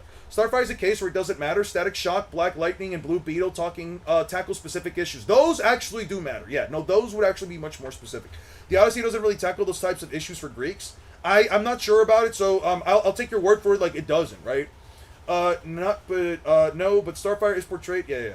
The mention of Black Panther made me remember that in the newer comics, T'Challa has a white son that makes the mantle of Black Count. Oh, that's funny. Well, his race doesn't matter, but his features were highlighted. Like, Naruto should have been a blonde hair and blue eyes. He doesn't need to be white or Asian or blue. At least those features. Yeah. Like, just give him some contact lenses. Like, I don't really care what they have the kid look like. I don't care what ethnicity the kid is. Just give him, like, again, just those blue eyes. You can just do, like, contact lenses. Give him a wig. Personally, if a Bleach live action was redone and Ichigo's actor wasn't mixed with every race of the world, then I would be mad. Yeah, that's funny. That's still funny. I know it's a joke, but that's still funny. Can think of a lot of worse Greek myth movies that have terrible handled history and no mythology. Okay. Current Blue Beetle and race are important to his story. Animated Starfire is a completely different character from comic Starfire. I could imagine that too. I didn't think, yeah, it just needs some makeup. I agree, no, it really is just this some makeup. It really just is some makeup, right? But that's the thing, right? You might want to check what your girl said in Discord. Fucking goddamn it. Why are people doing dumb shit? I cabbed it home and forgot my umbrella. Why the fuck are people... Alright. You ain't winning that debate, my boy. Boobs are universal, planetary, multi-dimensional, necessary fun bags of pure bliss. Yeah, what? You know what? Yeah, this is my girlfriend, guys. Let me just show you what my fucking girlfriend just... What the fuck was that? Like a cat gagging and an explosion happening at the same time. What the fuck? Which one is it? Discord chat with debates. Okay. Discord debate chats with, yeah. Gen chat. Have you considered videos where you make Lebby guess things about anime she hasn't seen? Those generally do well. Yeah, we already saw that one. Was that mine? Yeah, I can actually check that out, yeah. Was it in general? Where the fuck was I tagged?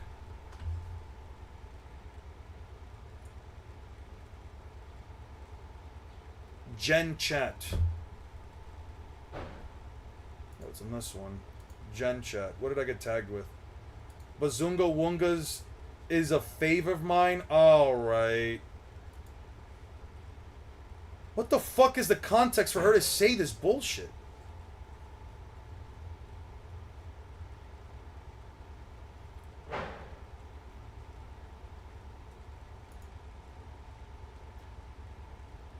What the fuck was the topic of conversation for you fucking freaks? And her.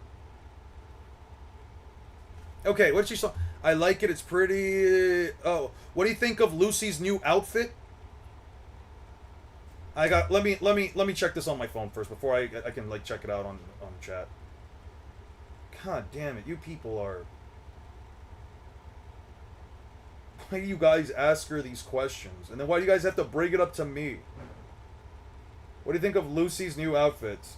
Alright. God damn it. Alright, sure. This is Lucy's new outfit in Fairy Tail. What did she says?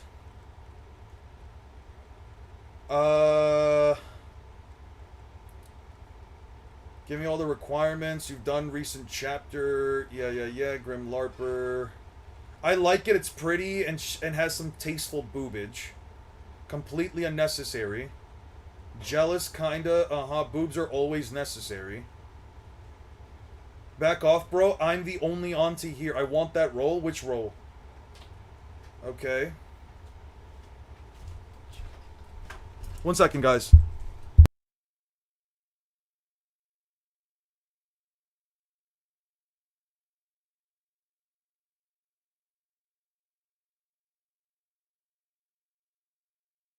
By the way, guys, yeah, I heard Pal World's coming out soon. I wasn't sure. I might get it. Honestly, $30, I might get it. How much is Pal World supposed to be?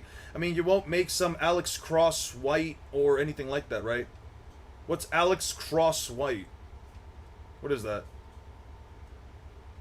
How about this, everyone? I'm going to see the Odyssey. I know the story very well, so I'll tell you all about it. It's a 3-hour-long movie. Yeah, please let me know about it. Yeah, sure. I'm down. All right, that's more fairy tale stuff. All right. Yeah, let me just jump to present and ignore whatever the fuck you freaks post in my chat. Eon Pal World server? I wouldn't mind. I wouldn't mind streaming Pal World. 1 second. 1 second.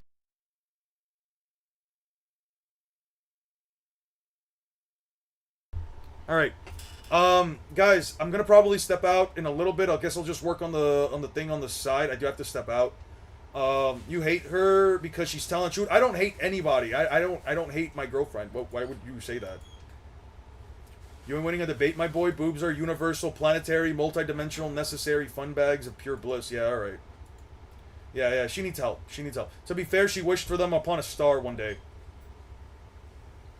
She says it because she's completely biased. She says it is fire. I hope it gets cross-save so I can play from PC. Also, chapter's out, by the way. There's no way the chapter's out. One Piece TCB. Let's check out TCB. Still not out.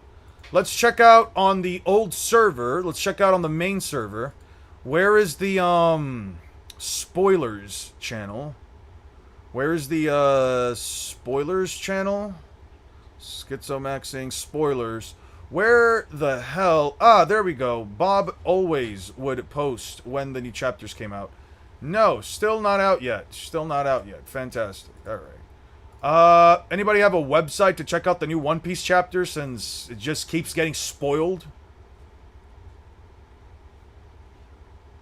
TCB 188. Yeah, no, this is still not out. Now, Helen of Detroit is crazy work. There's no way somebody called her that. There's no way somebody called her Helen of Detroit. It's out in the site. I read it.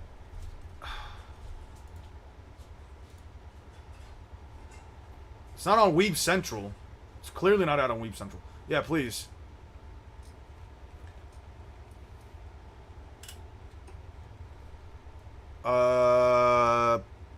There's no way I'm going to type in. I do, but it's not safe. Alright, then it's fine. People just stop reading the fan-translated RAWs from random-ass sites. Guys, it's fine. I'll check it out later. I'm going to go have lunch because I haven't eaten all day. I'm going to go have lunch. I'll catch you guys later. I'm happy we could have some discussions. I'm happy we could have a nice little back and forth. And I hope you guys enjoy. You linked the spoilers? Okay. Thank you. I'll check them out really quickly. What the hell was that? What the fuck? Alright.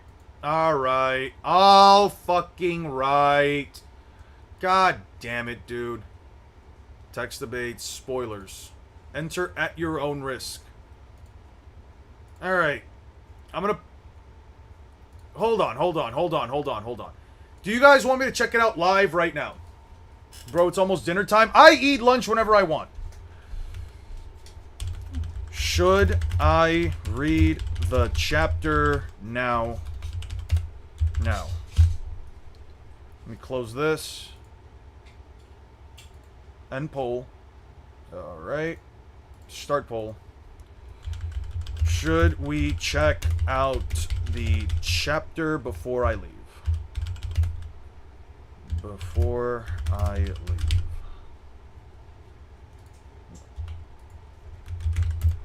Go eat lunch, Unk. Alright, you guys let me know.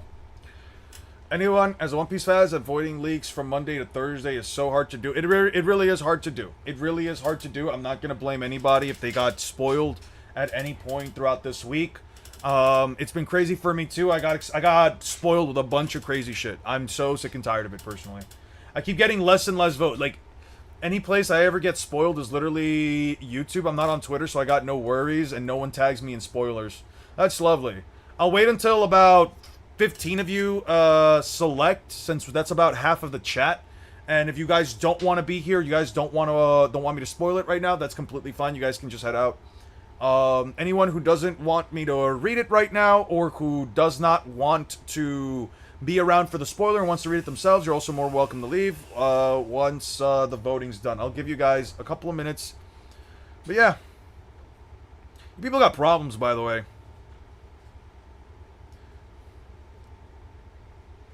Aster snitched on you.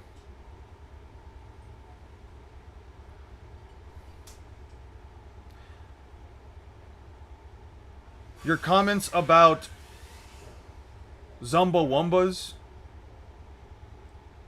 were absolutely diabolical. Are you going to reread it when it officially releases? Yeah, I'll reread it when it officially releases. Can you give the link to the site? I can offer the link to the site to those of you. By the way, thank you again, Jeff. I can offer the link to the site. Copy text. Let me just throw it here. This is for anybody that would like to check it out. This is for anybody that would like to check it out. I don't use Twitter much, so at all, so I don't get spoiled unless I forget to read before I see the thumbnail of a review video. Zolan is fucking crazy. He gets them like 3 days before everybody. Really? Oh. Okay. So we are at 15 viewers, so I'm getting 15 people saying yes. So, as a heads up, I am going to check it out. You want to paint our nails and watch iCarly and talk about boys? I can watch iCarly and I can paint my nails with like a clear filament because I keep biting them, but I'm not talking about boys. I can talk about The Boys, the series. Not available in the UK. Fair. Can you cook? I can cook. I can definitely cook. I can definitely cook, but it's very like rudimentary shit. Like rice and chicken and rice and beef and a bunch of like just simple stuff. I'm not the most in-depth chef out there. I don't even call myself a chef. I call myself an at-home cook. I told my girlfriend whenever and right. Yeah, I guess. Hey guys, yeah. The links spawn me in the middle of it, so look out. Yeah. I'm going to pull out the chapter. I'm going to check it out in a second, so anyone who does not want to get spoiled, you're more than welcome to leave. I will look over it again when it officially releases. So please be warned right now. He can cook eggs and boil water. I can do more than boil water and cook eggs. I make her a fantastic egg omelet in the morning. I make her a fantastic egg omelet. And also, you talk shit, but I told you that you need to teach me how to cook for you so that way I can make stuff for you. Anyway, back to this. All right. I don't know what's the first page. Holy sh... Oh.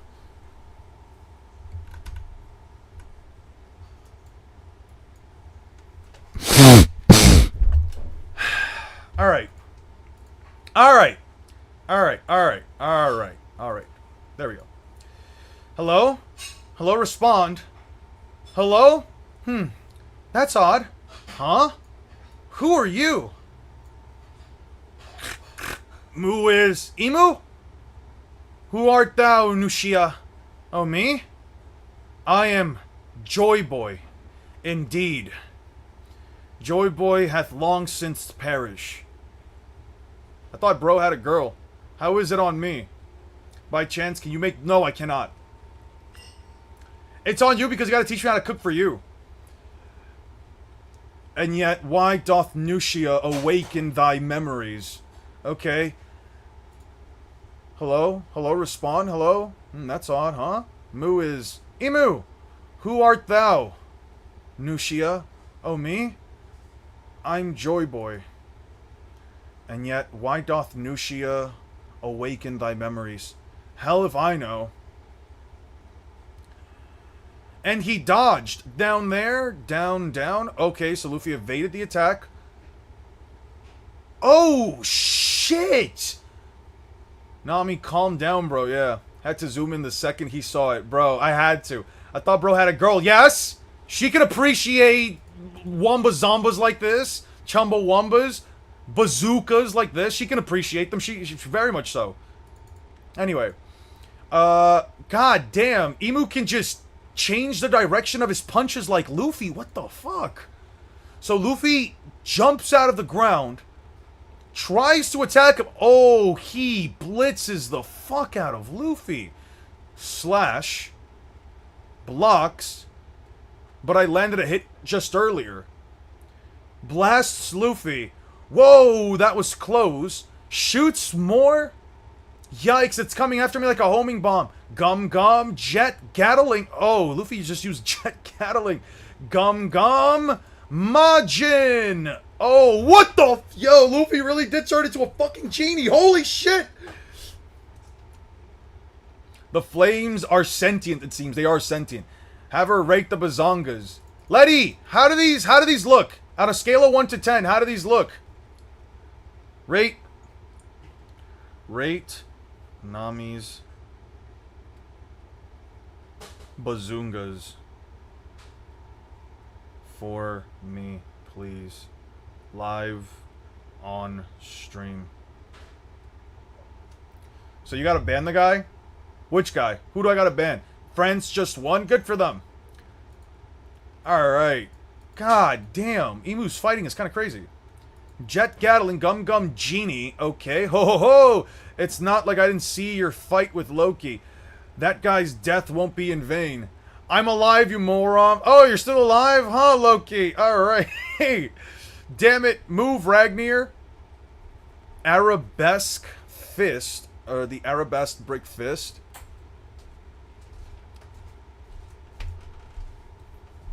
One second.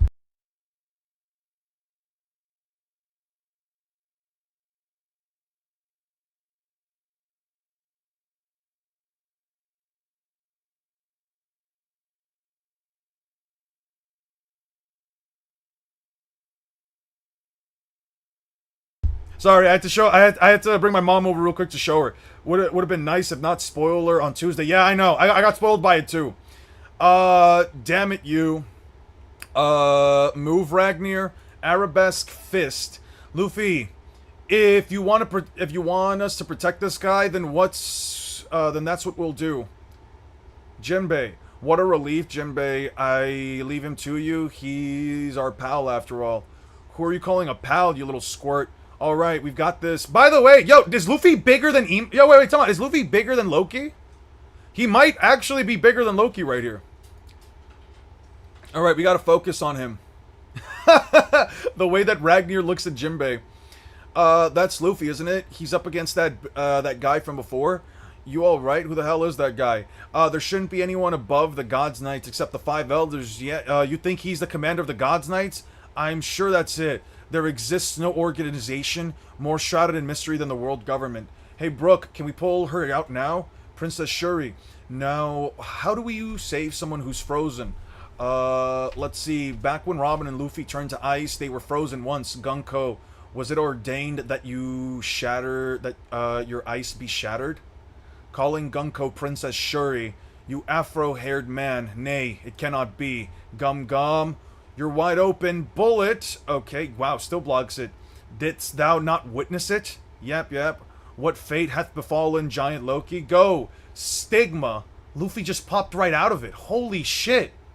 Wait a second, the flames were already on it and Luffy just popped his way right out of it. Shoots 2 flame orbs. Luffy runs away. Spins. Turns it into a black flame. And then calls out a black blade and says, Bofu, Blade of the Void. And it's shattering. No, it's not shattering. It's eating away at the life force of the tree. He's killing all of the life around him. Imu just keeps pulling out crazy stuff and I'm here for it? Me too. Me too, 10,000%. Luffy turned into white smoke to phase through. That's what I'm saying. What the fuck? Hold on. I just saw something crazy. The forest withered. Now doth the view lie clearer. From over here too. I know well who thou art. Nay, thou canst not be Joy Boy. Huh? Ching! Oh shit. Wert thou Joy Boy, thou wouldst not be so feeble. Oh my God. Oh my God. I have never seen Luffy get humbled this fucking badly. The Emu upscale is insane, and I'm just gonna say it right now. I'm just gonna say it. That's technically not a black blade. It's technically not a black blade, yo. It's all Emu, yo. All of this is Mihawk upscale. This is all just Emu fucking. This is all just fucking Mihawk upscale. I'm gonna be honest with you guys. I've been saying this for years, but Emu over Yuabaha and Kaguya. God damn. Yo. That's not a black blade, guys. I'm just saying that's not a black. I see some white there. I see some white here. That's not a black blade. I'm just saying. That's kind of crazy. Even the Kaido fight in Act 1 wasn't this embarrassing. Bro really said, you really can't be Joy Boy. If you were truly Joy Boy, you wouldn't be this feeble. How much stronger could we possibly get? What the fuck are we talking about? I don't care if this is a small amount. I don't care if this is a big amount. Mimu hasn't transformed once against Luffy. He's going to rub a lamp and revive himself with a wish. Bro, I don't know, man. Luffy becoming a giant... Bro, he's got a giant slab of meat. He's got a giant meat and bone for his I'm crying. Yo, Luffy really is single-minded. Gum Gum Majin. Luffy really can just do whatever the fuck he wants, can he? Like, there really just is no limitation at this point. The only limitation is he fighting a guy that essentially has his same power except far fucking stronger. Look at this shit. Emu quite literally bent his arm and then turned it back down and it just sent Luffy flying. He just pulled a Snake Man. He just pulled a mini Snake Man. Wi-Fi hockey, Hawkeye hockey, Genie hockey. What do we need, bro? That's what I'm talking about. I think Emu is definitely stronger than Kaido and Big Mom. I think Emu is probably stronger than Kaido. I think Kaido versus Emu is a one-sided curb stomp. Fell for both of these nuts. Luffy really lost to an attack from Bofu. I can't believe Luffy really lost to the blade of Bofu. Both of these nuts. That's crazy. You know what? If Oda ever writes Bofu D's nuts in One Piece, it'll be the greatest piece of fucking the greatest piece of media across all of fiction. I don't give a shit. Fuck everything, bro. Fuck every piece of fiction. Fuck every story. If Oda ever writes a Bofu D's nuts joke with this blade, I'm gonna lose it. Stab the strongest current version of Luffy. That is insane to me. After all of this, are we still saying Toon Force isn't in Luffy's bag? I don't care for the concept of Toon Force. I wouldn't necessarily call it the conventional definition of Toon Force, but I would definitely say if Luffy did have Toon Force, that shit is not enough. Yeah.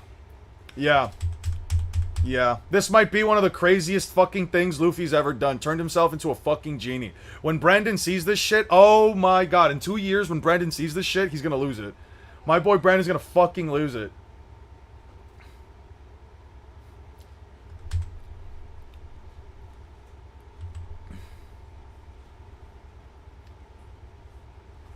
Nami in an SBS. Didn't he? Oh yeah, he did. They did measure Nami, right? And this dude, Luffy, really said he was the most powerful he's ever felt.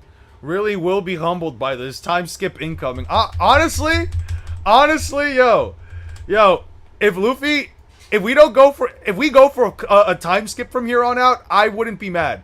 I genuinely don't think I would be mad if we have to go through like another like 1 year time skip for this. Let's go. Was hoping for Luffy to get slapped. Yeah, Imu really walked up and really just smacked the shit out of Luffy. He really walked up and said, yo, that was a pretty good shot, I'll admit, but it only happened because of all the damage I was on him. Okay, sure. Blade of Stigma. He got knocked down. He dodged the attack. Okay. When did Luffy say he was at his strongest? Where did that? One Piece is great, but Oda gotta be on a list somewhere. I don't agree with that. Where was it say? Where did Luffy said that he was feeling like he was at his strongest? He's my enemy. I'm overflowing with strength. That's what he said. I'm overflowing with strength. I can't see anyone beating me. Oh my god, Luffy, you didn't say that. No! No! No! No! Oh, wait. Letty did give us a rating. Letty did give us a rating. What the fuck? I just didn't get a chance to see it. It just blocked it. It just blocked it. Okay, wait. I gotta give you guys Letty's rating. No! I can't see. Wait.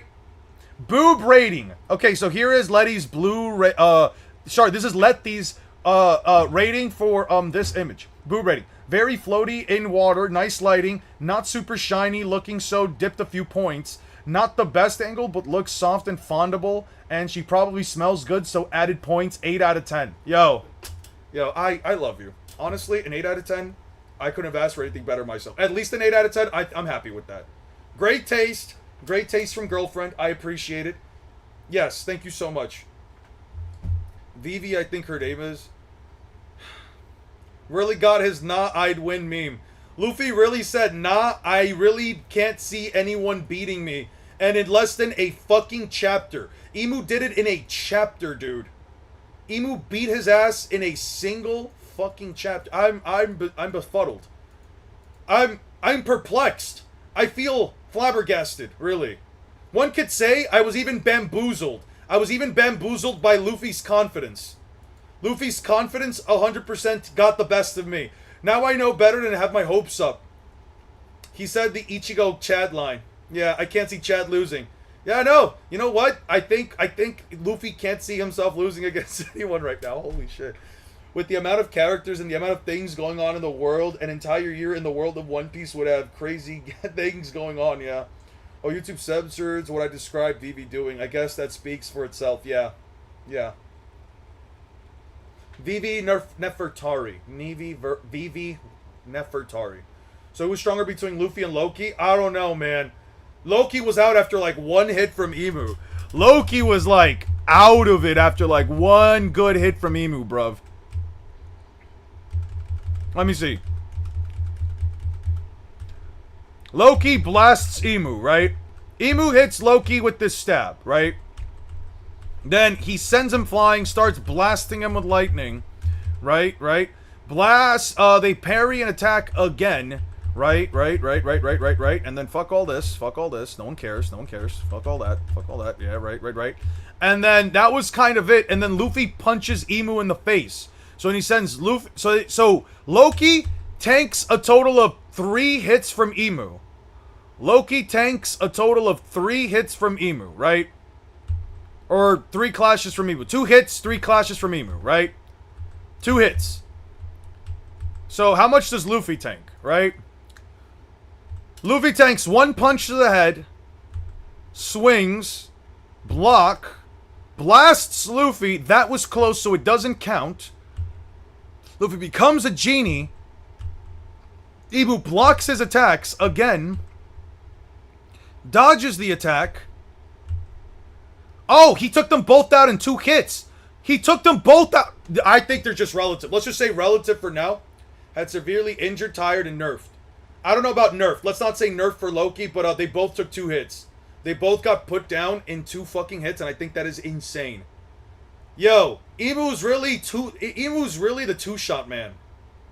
Emu might unironically be the two-shot man, bro. What the fuck? Hold on. When the fuck does Emu show up? When the fuck does Emu show up? I need some It's crazy that like two of the strongest guys ever just show the fuck up, and then all of a sudden they're like, all right. Emu's like, all right. I think I need to I think I need to show them genuinely. Okay, so Loki shows up, blocks the hit. I genuinely need to show these brats what the strongest can do. No, it was only 2 shots. The take for Rocks to go down. He didn't fight against Emu. He got turned into a thing. Without major spoilers, which Naruto villain does Mihawk correlate to most in strength and plot relevancy? Plane or Madara? In terms of strength, within the context of each story, in terms of strength, like, to and fro. Because in terms of strength and to and fro, Ten Tails Madara. But in terms of, like, plot relevancy, I would probably say, I don't know. Mihawk still hasn't shown much relevancy in terms of the plot, so I don't know if I could really answer that.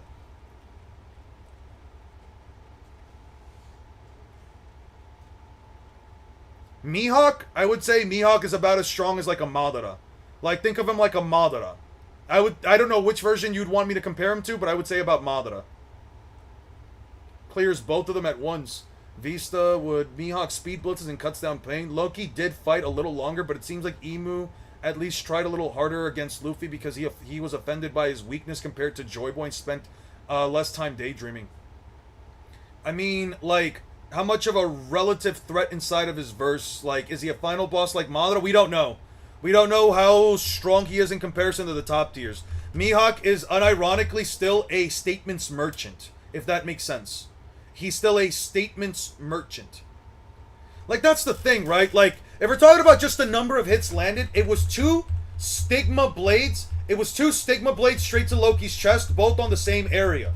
Luffy took a punch Luffy took a punch to the head that sent him rocketing down into the ground, and then he took the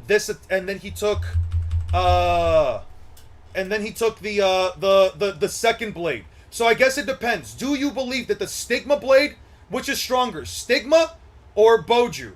Which of these 2 attacks do you guys think is more powerful? Stigma. Which of Emu's blades is more powerful? Do you think is more powerful? Do you think? Do you think? Because we have no basis for it, right?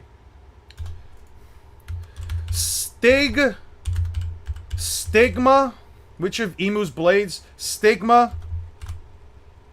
Balls in your mouth. Or Bofa.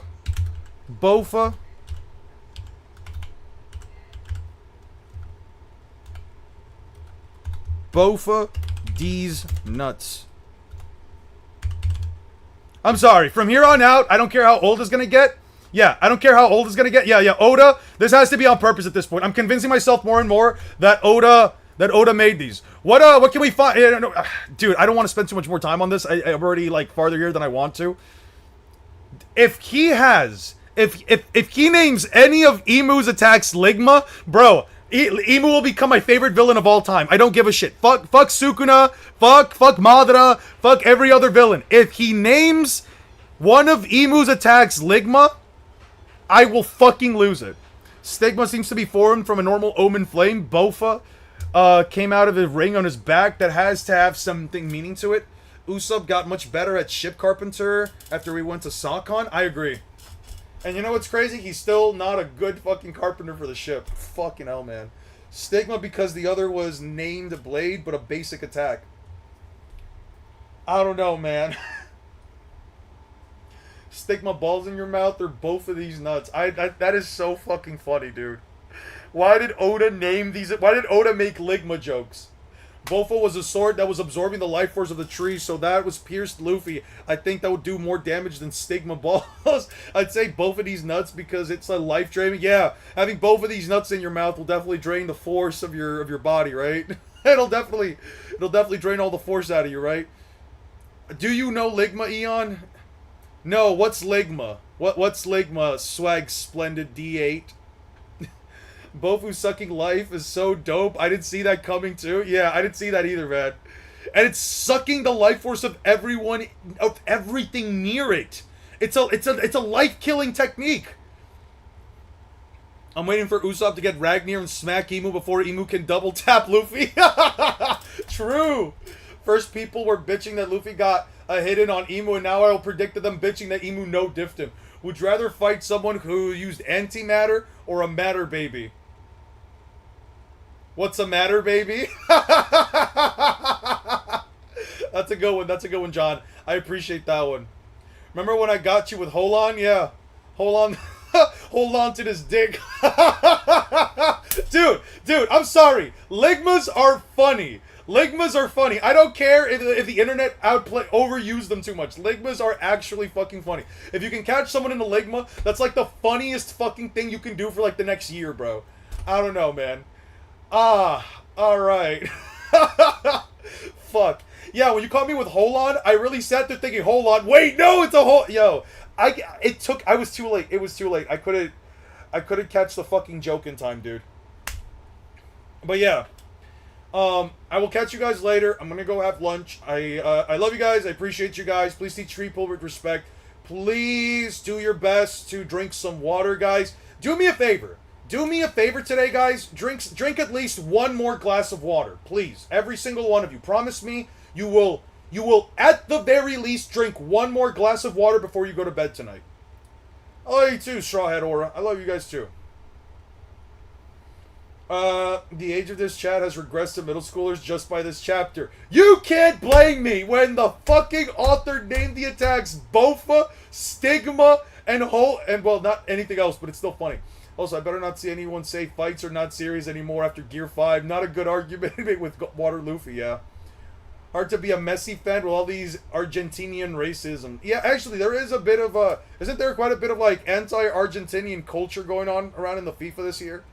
There's water and coffee. No, actual fucking water. Clear water from either a faucet or a goddamn filter. It has to be clean water, not water with sugar, not water with food coloring, not water with anything. I remember watching a video about, like, some people on TikTok that essentially make flavored water, and at that point, you're just making fucking gate Kool-Aid fruit punch. It's crazy to me what people will do to pour in water just so they can drink it. It's not the fact that you can't drink water, that the water tastes like nothing. It's the fact that you have a sugar addiction, and that's a fucking problem. Even Paraguay, that sucks. We can blame you, but it is funny. I already have been drinking a 40-ounce bottle. Well, good for you. I appreciate that. I drink a gallon a day. Peace, everyone. Lovely. Lovely. I love to hear that stuff. I predict the next attack being called Segregated Community. Next chapter opens with Emu asking if Luffy knows Candace, followed by Candace blade fitting your guts. That's a good one. I love this one. I love the Candace one. Do you know Candace? Candace... Dude, it's so good. Water straight from in between Zaza's legs. Yeah, listen, if you need water from Zaza, go ahead. As long as you're drinking pure, clean water. Gay Kool-Aid, they call it, yeah. Water straight from in between Zaza's. Love you in a completely platonic way. I love you guys in a completely platonic and non-parasocial way. Anyway, have a good night, guys. Peace out.